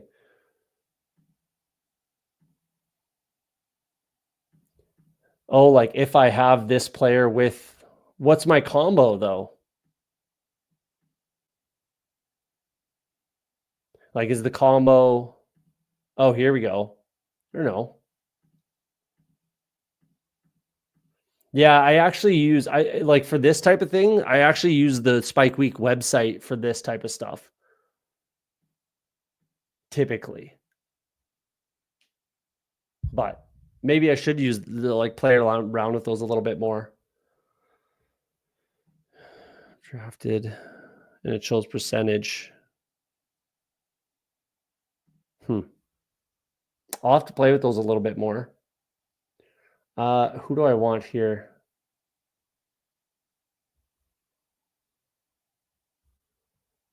I'm going to bring in, I'm just going to say, I don't really care. I'm bringing in Jack Besh here. I really think it's on the table for him to go to Washington. I think he's a really good fit, better than Trey Harris for Washington. But I do want some rookie wide receivers regardless for both Cincinnati and Washington. So give me the rookie wide receivers. And I'm just super high on Jack Besh personally, especially at his ADP. I use that as well, but it helps you find in draft if you have 100% Gins with Goff or something. Yeah. Typically, I use the Spike Week website for that, but maybe I should figure out how to use it on here and make it easier on myself. Yeah. I usually, like I said, I use the Spike Week website for that, but you're not wrong, and maybe I should figure it out more. I may splurge this year. Spike Week the way to go. Best ball. Let's support Pat and the boys. Best ball overlay is the way to go. I got Spike Week before Best ball overlay existed, so it's not like I picked Spike Week over Pat's overlay. It just wasn't available when I got my overlay. So if you draft in volume, though, regardless of anything, use Spike Week, use Best Ball Overlay, use Leg Up, use whatever one you want. But if you draft in volume, you absolutely need an overlay. In my opinion, you should splurge on it. You should. There's always like, I got a huge discount on Spike Week, not because I'm special or because whatever. It just literally looked it up. I Googled it and one came up and I used that and it worked for 40% off. So that was the only reason. Again, Best Ball Overlay didn't exist when I got my overlay. So no slight to Pat the boys, like that wasn't it at all. I just it just didn't exist at the time. So that's how she goes.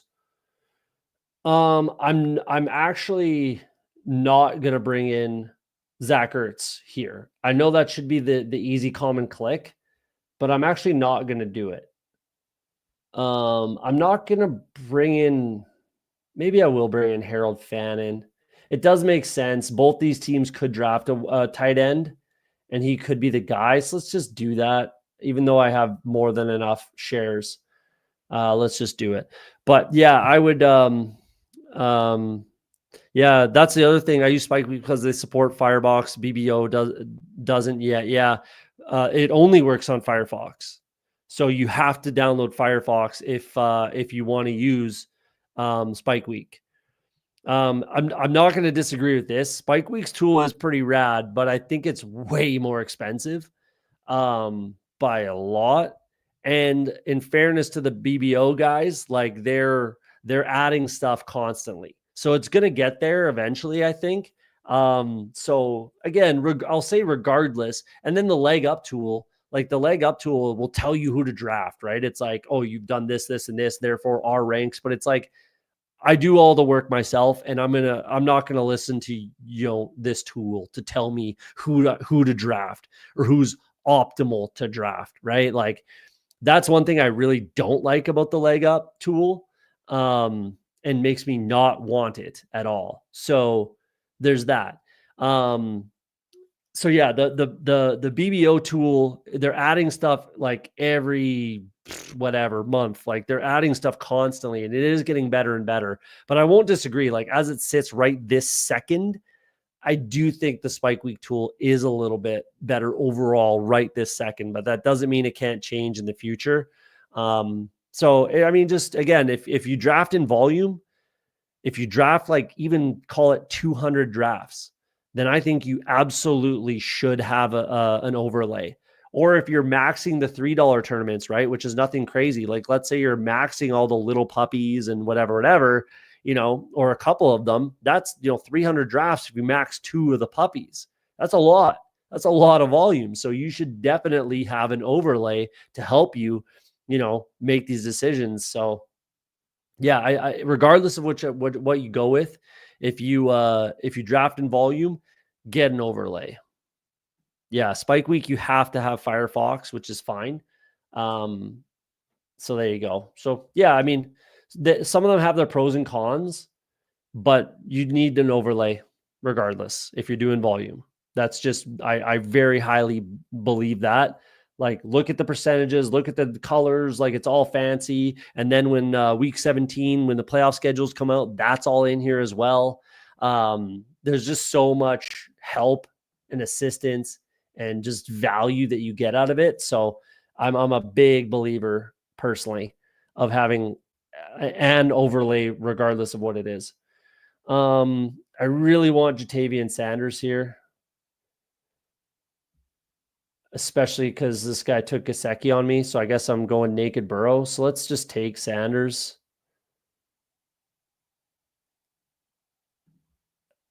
I'm taking Savion Williams. I just want more Savion Williams. I just want more Savion Williams. There, I said it. So I just want to have more before the combine, and then I can adjust from there. But if he shoots up to pick 160, 170 like he certainly could, then I'm going to want to have all this 200 ADP, 200 pick Savion Williams. Bitcoin's team turned out good. I'll take a look at that after the stream. Is that you? Are you speaking in the third person? Of course, I'm a DJ and drafting a 600 team. Yeah, you Putt Daddy, man. If you're drafting that much, you have to have an overlay. Like I don't even do 600. I did 560 or something like that. I can't remember exactly, but over 500. I didn't quite get to 600, and I like you have to have an overlay, especially if you're like maxing these tournaments like 150, right? You need to be able to find the holes, and your exposure won't do it enough. It won't get you there, right? So you need an overlay like Huhames there. We were talking about it. You can punch in the different players that you have. Like let's say you have a high exposure on, for me, it's Tez Johnson and Savion Williams. Who do I not have them paired with? That's what I want to know. So I'll go on Spike Week in my case, right? I'll go on Spike Week and I'll type in Savion Williams and Jack Besh, whatever, right? And see what quarterbacks, what other running backs, what tight ends that I'm highly exposed to, but I don't have them with those players, right?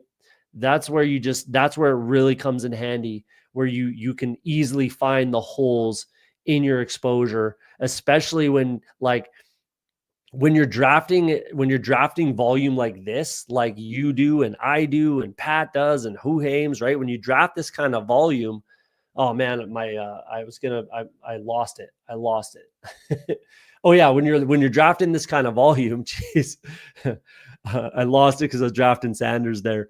But when you're drafting this kind of volume, you have to look at these drafts not as a singular draft. So you're never wrong. You're never right. You're never wrong. It doesn't matter. It's all about building a portfolio. Like it's all about like evening out certain exposures, getting overexposed where you want to be, being underexposed where you want to be, right? And evening out being flat where you want to be, right? And then looking at your overall, draft portfolio as a whole. Like one draft means nothing. Literally, it means absolutely nothing. So that's why like streaming is great. I stream, it's fun, it's fine. I don't care. I really don't care if this team goes well or I lose, $10, whatever. I'm going to be drafting anyways, and I'm going to get unique in places anyways. So you hear me say things like, oh, I want to get unique. I need to get unique. I need to force this, force that. It's because I draft so much volume that I have to have a certain portfolio put together, or else I'm just, I'm going to miss in certain places. So don't get me wrong. I'm still very, very hard and firm with my takes, and I'll have 0%, even with 500 to 600 drafts. I'll have 0% of certain players because I just do not believe in their value and their ADP. Like I do not believe in where they're going. Marvin Harrison Jr., perfect example. He was never going to be a first round pick for me. Ashton Genty this year, right now, I'm not going to draft him in the first round, period. And I will stick to that. So that's what it helps you do, is just make sure that you're doing the things that you want to do and you say you're going to do. And it keeps you honest with your own takes, your own whatever, and helps you build that overall portfolio. So there you go. Long-winded answer. Who Hames? I mostly use that tool I was showing you. So I don't just take all the guys I'm low exposed on the same team. That's true too. Like obviously I do want to do that as well though. I do want to take, if I only have a few shares of certain guys, I actually kind of like throwing them all in the same team, depending on how much we're talking about. Like if it's like 8 to 10%, but if it's literally like 2%, then yeah, I don't want to have all those guys on the same team. So again, that's where like right now, I need more LeQuint Allen. I have 0 LeQuint Allen. I have 1 share, so now I need to pair him up with all the guys I have high exposures to, not necessarily on the same team, right? But that's an example of where like, whoops, I was a little bit wrong with my take and I need to catch up. So who do I have a ton of exposure to that I need to pair him up with? Same thing with Justin Jefferson. I have like 0%, 2% Justin Jefferson, whatever it is. I can catch up at any time and I will, but I need to do it in a certain way. And I can correctly do that using the tool, right? So, yeah, it's a long-winded answer. This is a good chat though. Like 100%, I 100 million thousand. I completely agree that if you're drafting in volume, you have to use a tool. You really, really do. You have to. Do I want to take LeQuint Allen over Damian Martinez? This is a good example of like, I'm super unique here. So do I want to do that? Pass catching running back over a goal line type of guy. Let's do it. Let's take LeQuint Allen. Then I'm done. I'm done at tight end. So I got JT Sanders. I love this tight end room, by the way, now. This is really working out. I'm happy with this team. And then I'll draft a last round wide receiver and we'll call it a day. But yeah, I'm a big believer and proponent. And ask anyone that drafts in volume, right? Ask me, Pat, Who Hames. Even like Ben Haskell drafts a ton. Anyone that streams, pretty much, almost anyone that streams has a tool of some sort. Because it's just a huge disadvantage if you're not, if you ask me. It's worth its weight. Especially again, the BBO, the best ball overlay is pretty inexpensive. So we'll see. My subscription, I think, is up in like May or something like that. So I might change over. We'll see. It depends on the cost. Like, I'm not trying to spend, like, mind you, it does still make sense, even if it's like $300 for Spike Week. But I think I got it 40% off with whatever code I used. So maybe I might just literally reach out to Eric on Twitter and just say, hey, man, I use the tool. I like it. I stream with it. You want to fire me a discount, bro? Literally, I might do that, to be honest. So we'll see. Because I do like it. And once you're used to it, like, it's not, or wow, it is showing up here. I just have no correlation. That's fun. But once you're used to it, it'll be tough for me to switch, if I'm being honest, just because I'm used to the Spike Week tool. So I'm not sure I really want to, just because I'm used to it. It definitely would have been Elijah Moore there. This guy sniped me a few times. But let's bring in Trey Tucker. I like Trey Tucker in a Chip Kelly offense. He's going to be on this team. They've got so many holes to fill. They could still bring in a wide receiver, and he could still have a role. So yeah. Let's do it. I think I made this make sense. It definitely would have been Elijah Moore, because he's live to go to the Bengals too, even. Former division rival. He would make sense in that offense. He'd be really good in that offense. But that's okay. I actually really like my team. I think it worked out. I think it made sense. I really like it. I think I got a good shot to advance, I think. And this is a tough room, but let's go through it, and then we'll jump into it. We've got a lot of teams to look at. So let's look at mine quickly, and then we'll take a look at everyone else here. So Jaden Daniels, Joe Burrow, both naked, which I don't love, and I wasn't planning on doing that with Joe Burrow. I'm fine with it with Jaden Daniels, but I wasn't planning on taking naked Joe Burrow. But I'm fine with the rookies that I have there. Hopefully that helps out, and it works for me. Cooper Kupp goes to Washington and one of these rookies, and then Trey Harris goes to the Bengals. I don't know. We'll see. But it's still good regardless. I might be tough in the finals without any stacks, but it is what it is. Derrick Henry, Caleb Johnson, Najee Harris, Isaiah Pacheco, Jalen Warren, and LaQuint Allen. I actually really, really like this room. I think it makes a lot of sense. I got huge value on Pacheco, as always. So let's get out of here. Get back into here and pull it up. Let's name this one quickly.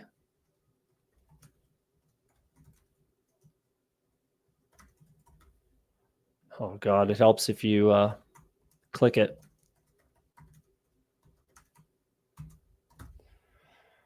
Let's name that so we know. Jaden Daniels, Joe Burrow works. It's kind of tough with no stacks, but it's tough to find a better quarterback combo in this draft. That's for sure. LaQuint Allen, running back room I like a lot. That definitely works. Nico, Marvin Harrison, Khalil Shakir, Cooper Kupp, Trey Harris, Quentin Johnston, Jack Besh, Savion Williams, and Trey Tucker. Man, I really like that room too. I really do. You could say it's a touch fragile, but I definitely threw enough volume at it that it should work. And I need one of these rookies to pay off, but I like the chances of that happening. Yeah, I think this works a lot. I like my tight ends, Pat Freiermuth, Harold Fannin, Jatavian Sanders. I'm happy with this draft, actually. It really works. Really makes sense. Let's take a look at the end of the draft. We'll go with Doc first. Putt Daddy likes it. Appreciate it, man. Thanks. Just told the wife and her friends to Uber. Ain't got time to pick them up. Yeah. Priorities, baby. That's what we're talking about. Tell me you had 6 beers. You can't drive with that. Doc says it was a rough one. So let's take a look at the squad, Doc. Jalen Hurts, Baker Mayfield. That's good. I like that. That's quality pairing. Like, that's probably up there with me, close to my room at quarterback. So yeah, if not very similar, very, very similar, but you're stacked up. So nice. Ashton Genty, Alvin Kamara, Travis Etienne. I'm not a Travis Etienne guy personally, but I get the click. Rashad White, like that. Trey Benson, and Audric Estime. I actually really like this room. Even though I don't like Travis Etienne, like it's still all is quality. It all makes sense. You got the handcuffs, backups, right? I think Audric Estime is a good click personally. I like this squad. That's a good running back room. AJ Brown, Mike Evans, stacked, like it. Jerry Jeudy, Josh Downs, Michael Pittman Jr., Hollywood, Jaden Higgins, Gabe Davis, Ja'Cory Brooks, and Darius Slayton. Ja'Cory Brooks, former Alabama, Rolling Tide, Louisville Cardinal. I'm not a big Ja'Cory Brooks guy personally, but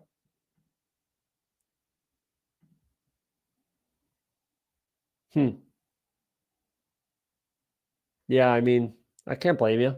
It's the very end of the draft. K-Dot and Hunter Henry, that's a little fragile. I think you know that. I would probably throw in another tight end in there over my 10th wide receiver. So yeah, over Ja'Cory Brooks, throw in another tight end. Elijah Rodeo I would have thrown in there. Gunnar Helm. Could have worked, yeah. Yeah, one of those two rookie tight ends works specifically with this tight end room too. Over Ja'Cory Brooks. I like Slayton, but get rid of Brooks and throw in another tight end. That would have worked for sure. It's not a bad squad. You're a little rough on yourself. It's a tough room though. It was definitely a tough room. That's for sure. Let's take a look at this guy because he sniped me a few times. Lamar Jackson, Sam Darnold, Kirk Cousins. That works. That's good. Devon Achane, Henderson, he sniped me on. Pollard, Swift, Sampson, Roschon. Yeah. It's okay. Not my favorite, but it works. He's got the 2 Chicago. Mind you, like, it's not even out of the question that they both get replaced. Like, Najee comes in and they draft someone. Even like a Bashal Tootin they draft. And Najee comes in free agency. That's we'll see. Like Ben Johnson already, we saw DeAndre Swift in a Ben Johnson offense and pretty meh. So, but this is not bad. Brian Thomas, Zay Flowers, Jalen McMillan, Rashad Bateman, Isaiah Bond, Adonai Mitchell.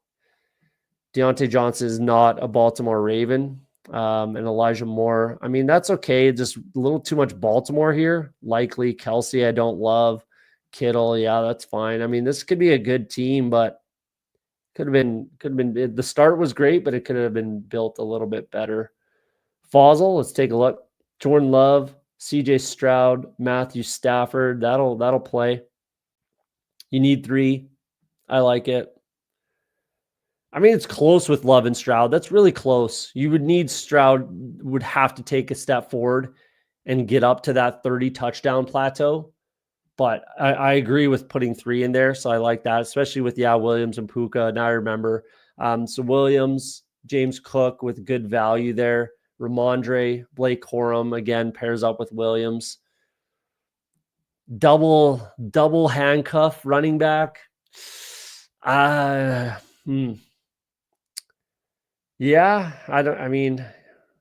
we'll see. Bashal Tootin I like a lot, so that's a good pick.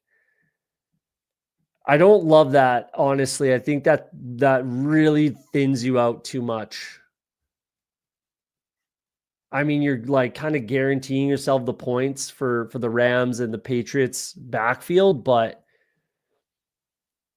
essentially that takes you from 6 to 4, realistically. So thins you out a lot, but you're also guaranteed, right? So it's close, but I probably wouldn't do it personally. Doesn't mean it can't work. Puka Tyree, Chris Olave, Jaden Reed, Emeka Ibuka, Romeo Dobbs, Jordan Whittington, and Ricky White. I like Ricky White as a rookie. Putting a lot of faith in that Rams offense.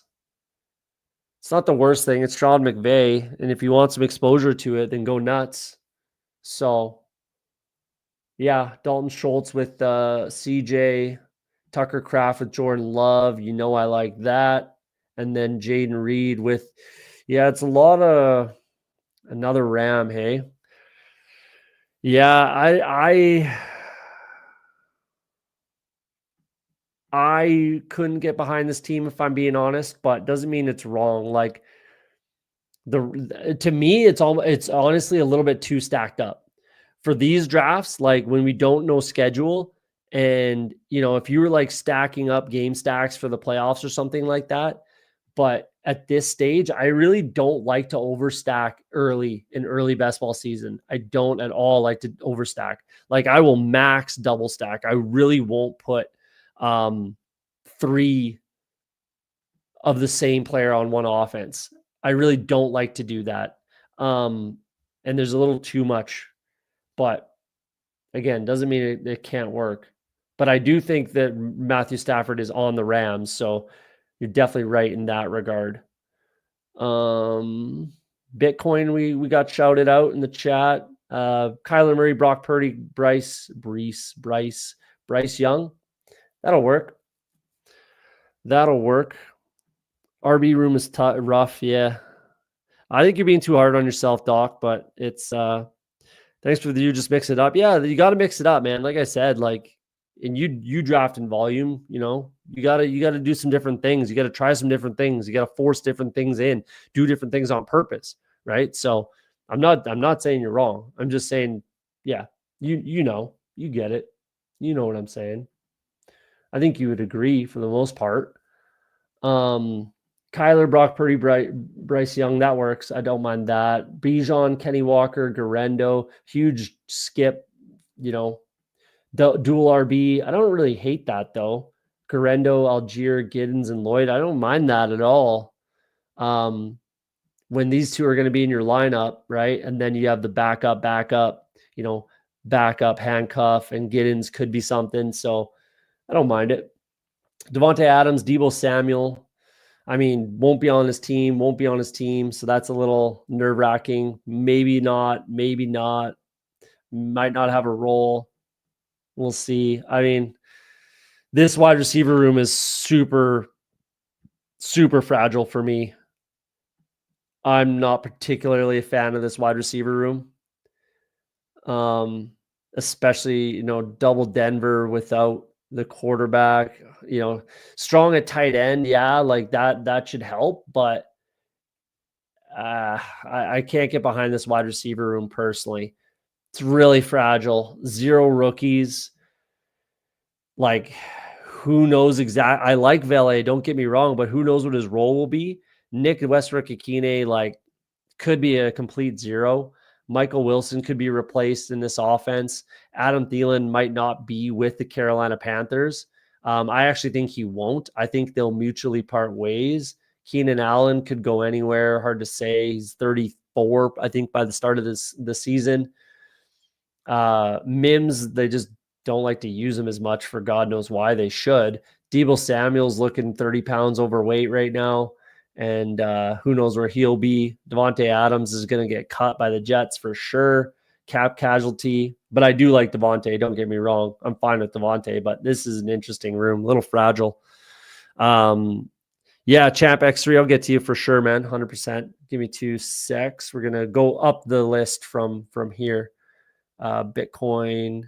Let's check out Pat's. Justin Herbert, Anthony Richardson, Justin Fields. I like this. I do a lot of this type of thing too. I really don't mind that. Probably naked, obviously naked. We don't know where he'll go, but I like doing that. High floor, good quality quarterback, and then a couple naked running guys. I like that. I do that myself. Joe Mixon, James Conner, Quinshon Judkins, Ollie Gordon, Kendre Miller, Brashard Smith, and Jordan James. I actually don't mind it, even though I hate these two personally. Not a big fan of the old dusted Joe Mixon and James Conner, but brings it back with a bunch of youth. So that actually helps make it look a lot better. I think that balances it out a lot more. I like James. Brashard Smith, I'm warming up to. Big Ollie Gordon guy, big Judkins fan. So this will work. Justin Jefferson, Terry McLaurin, Garrett Wilson, Rasheed Rice, Matthew Golden, Christian Kirk, Jalen Royals, Calvin Austin in case Field stays in Pittsburgh. Yeah, that'll work. That'll definitely work. The top three are really, really nice. And then you have a lot of flexibility from there. So, yeah, Christian Kirk could go to the Chargers. You never know. That'd be a decent fit for him. Mind you, he's too similar to Ladd. So, no, not really. But this will definitely work. With those top three, you got a lot of room for error. So that'll be fine. Warren and Ertz is a little thin for sure. And I'm sure he's saying that on his stream right now. Yeah, that's a little thin, but where do you get rid of it? Like that's a tough proposition. That's a tough proposition to lose a running back for a tight end. I don't know if that makes sense either. So this will work. It's a tough room. It's an interesting draft. I'm sure this is unique to him. I'd be confident on that. I know he likes Kirk, but I think this would be unique to him. That's for sure. Let's check Champ X3. Yep. Josh Allen, Bo Nix. A lot of value on Bo Nix, so that's quality. I'll be okay with that. Barkley, Bucky, Jalen Warren. Dowdle, I'm just not into at all. Like I'm 0% Dowdle. I don't think I'll be drafting Dowdle at all. It's going to be really hard for him to go anywhere and get any kind of similar volume that he got. Like what's his landing spot outside of Dallas, like outside of going back to Dallas. But, I just am not a Rico guy, if I'm being honest, unless he goes back to Dallas and they bring in like a 4th round guy to compete with him. Yeah, I have my concerns about Scatabo, but I'm okay with that. Jerome Ford, I like. Justice Hill, I'm fine with where you took him for sure. So this will work. The only problem I have is Dowdle, especially the reach up. I really don't like that pick when you pull him up that far for sure. But the rest of it works. For the rest of it's actually really nice. Really nice. So running back's good. Quarterback's good. Jameson, Cortland Sutton with Knicks. Darnell Mooney, Yoshi Voss. I mean, I love me some Yoshi Voss, and I did really want him on my team for sure, but that's way too early. Pick 146 is way too early to be taking Andre Yoshi Voss. Amari Cooper, I'm out on completely, if I'm being honest. He's just way too old. Where does he go? He's definitely losing a step. Alec Pierce, I don't mind. Pop Douglas, I like. Jalen Tolbert, I'm fine with there. Couple issues there, just right in the middle. Just right in the middle. You got value on Cooper, so I can't get like too upset about that one. But the Yoshi Voss pick was just way too early. That's too much of a pull up for me. And it's touch fragile, I would say. I probably would have thrown another, one of my running backs. I would have thrown at the wide receiver room. Get rid of Justice Hill. Maybe don't take Dowdle there and take a wide receiver instead. And like if you pull out Dowdle, I'm still fine with this running back room for sure. Absolutely. So that's what I would have done. I'm okay with the 3 tight ends, Jonnu, Brenton Strange. Yeah, I like that. That's fine. But that's what I would have done. I would have, pulled out a running back and taken another wide receiver is what I would have done. But yeah, Josh Allen with no one. So naked Josh Allen. It's not the worst thing with his rushing upside for sure. That's actually not a bad strategy. I don't mind that. Bo Nix, you could take naked too. I do all the time. Again, the rushing upside, but you got him with Cortland, so that works. Yeah, not bad. Not bad. Just a couple little mini mistakes, I think, on that one, but I think it's okay and it could work. Reach for Ollie.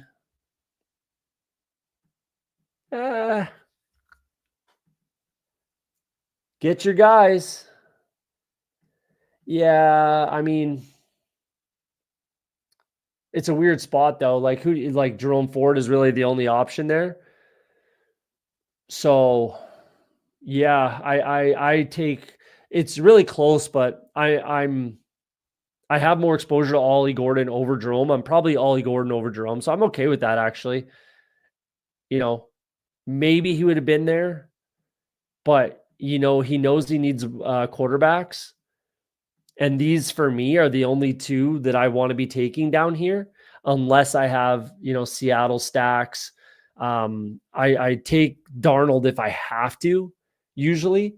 I'm not typically taking any quarterbacks down here besides Anthony Richardson and Justin Fields. I mean, I will definitely take Tua and I'll definitely take Bryce Young, but it depends on, where you get them at. So I'm okay with that reach actually for Ollie Gordon. Where were we? Did you get rid of your question or something there? Ben Haskell. Just saw you been live. Yeah, man. And yeah, hopefully it helps, man. Come on in, join the chat, ask questions. I'll give you any information you want. And I don't hold anything back. That's for sure. I'll show all my exposures. I'll show my spreadsheets. I'll show you everything. So come on in, water nice, fellow Canadian. We're very accommodating. Go Team Canada, by the way. PS, everyone. Wish I could have gotten in. All good, man. Thanks for popping in. Appreciate it. Yeah, there it is. Too much of a reach for Ollie. No, I think it was fine. I think it was okay. This rookie class too good to bet on Dowdle. Yeah, that's really it, man. Like Dowdle, he's just like not that guy. He clearly showed that he's just not that guy. They didn't even want to give him the ball for the first half of the year, right? So that was a huge concern that it was he's so clearly the best running back option you have on this team and you still don't want to give him the ball, right? What are we doing here? So that's a huge concern. And again, I just think where does he go? Where's his landing spot? For Najee, I think there's a lot of places that he can go and have a very quality role and potentially score more fantasy points than he did with the Steelers. But with Dowdle, it's where is that spot that, he goes and he reproduces what he did last year? For me, I don't see anywhere. I really don't, that you couldn't get a better option. Who aims to say here, you couldn't get a better option in the draft. So that's kind of where it's at. But we're going to get out of here, guys. Almost 3-hour stream. A lot of fun that one was. Appreciate you guys coming out. Hit that like button, hit that subscribe button if you enjoy the content. Come back next time. I won't be streaming tomorrow, but maybe we'll do a daytime Sunday. I'll probably schedule something in on a Sunday, and then try to think of something that we can actually go over and sink our teeth into a little bit. But we'll get out of here. Appreciate you guys coming out. Like I always say on Off the Schneid, if you're afraid to be wrong, you're never going to be right. Hopefully tonight we were right. Appreciate you guys. Enjoy the evening. Enjoy the weekend. We'll see you soon. Peace.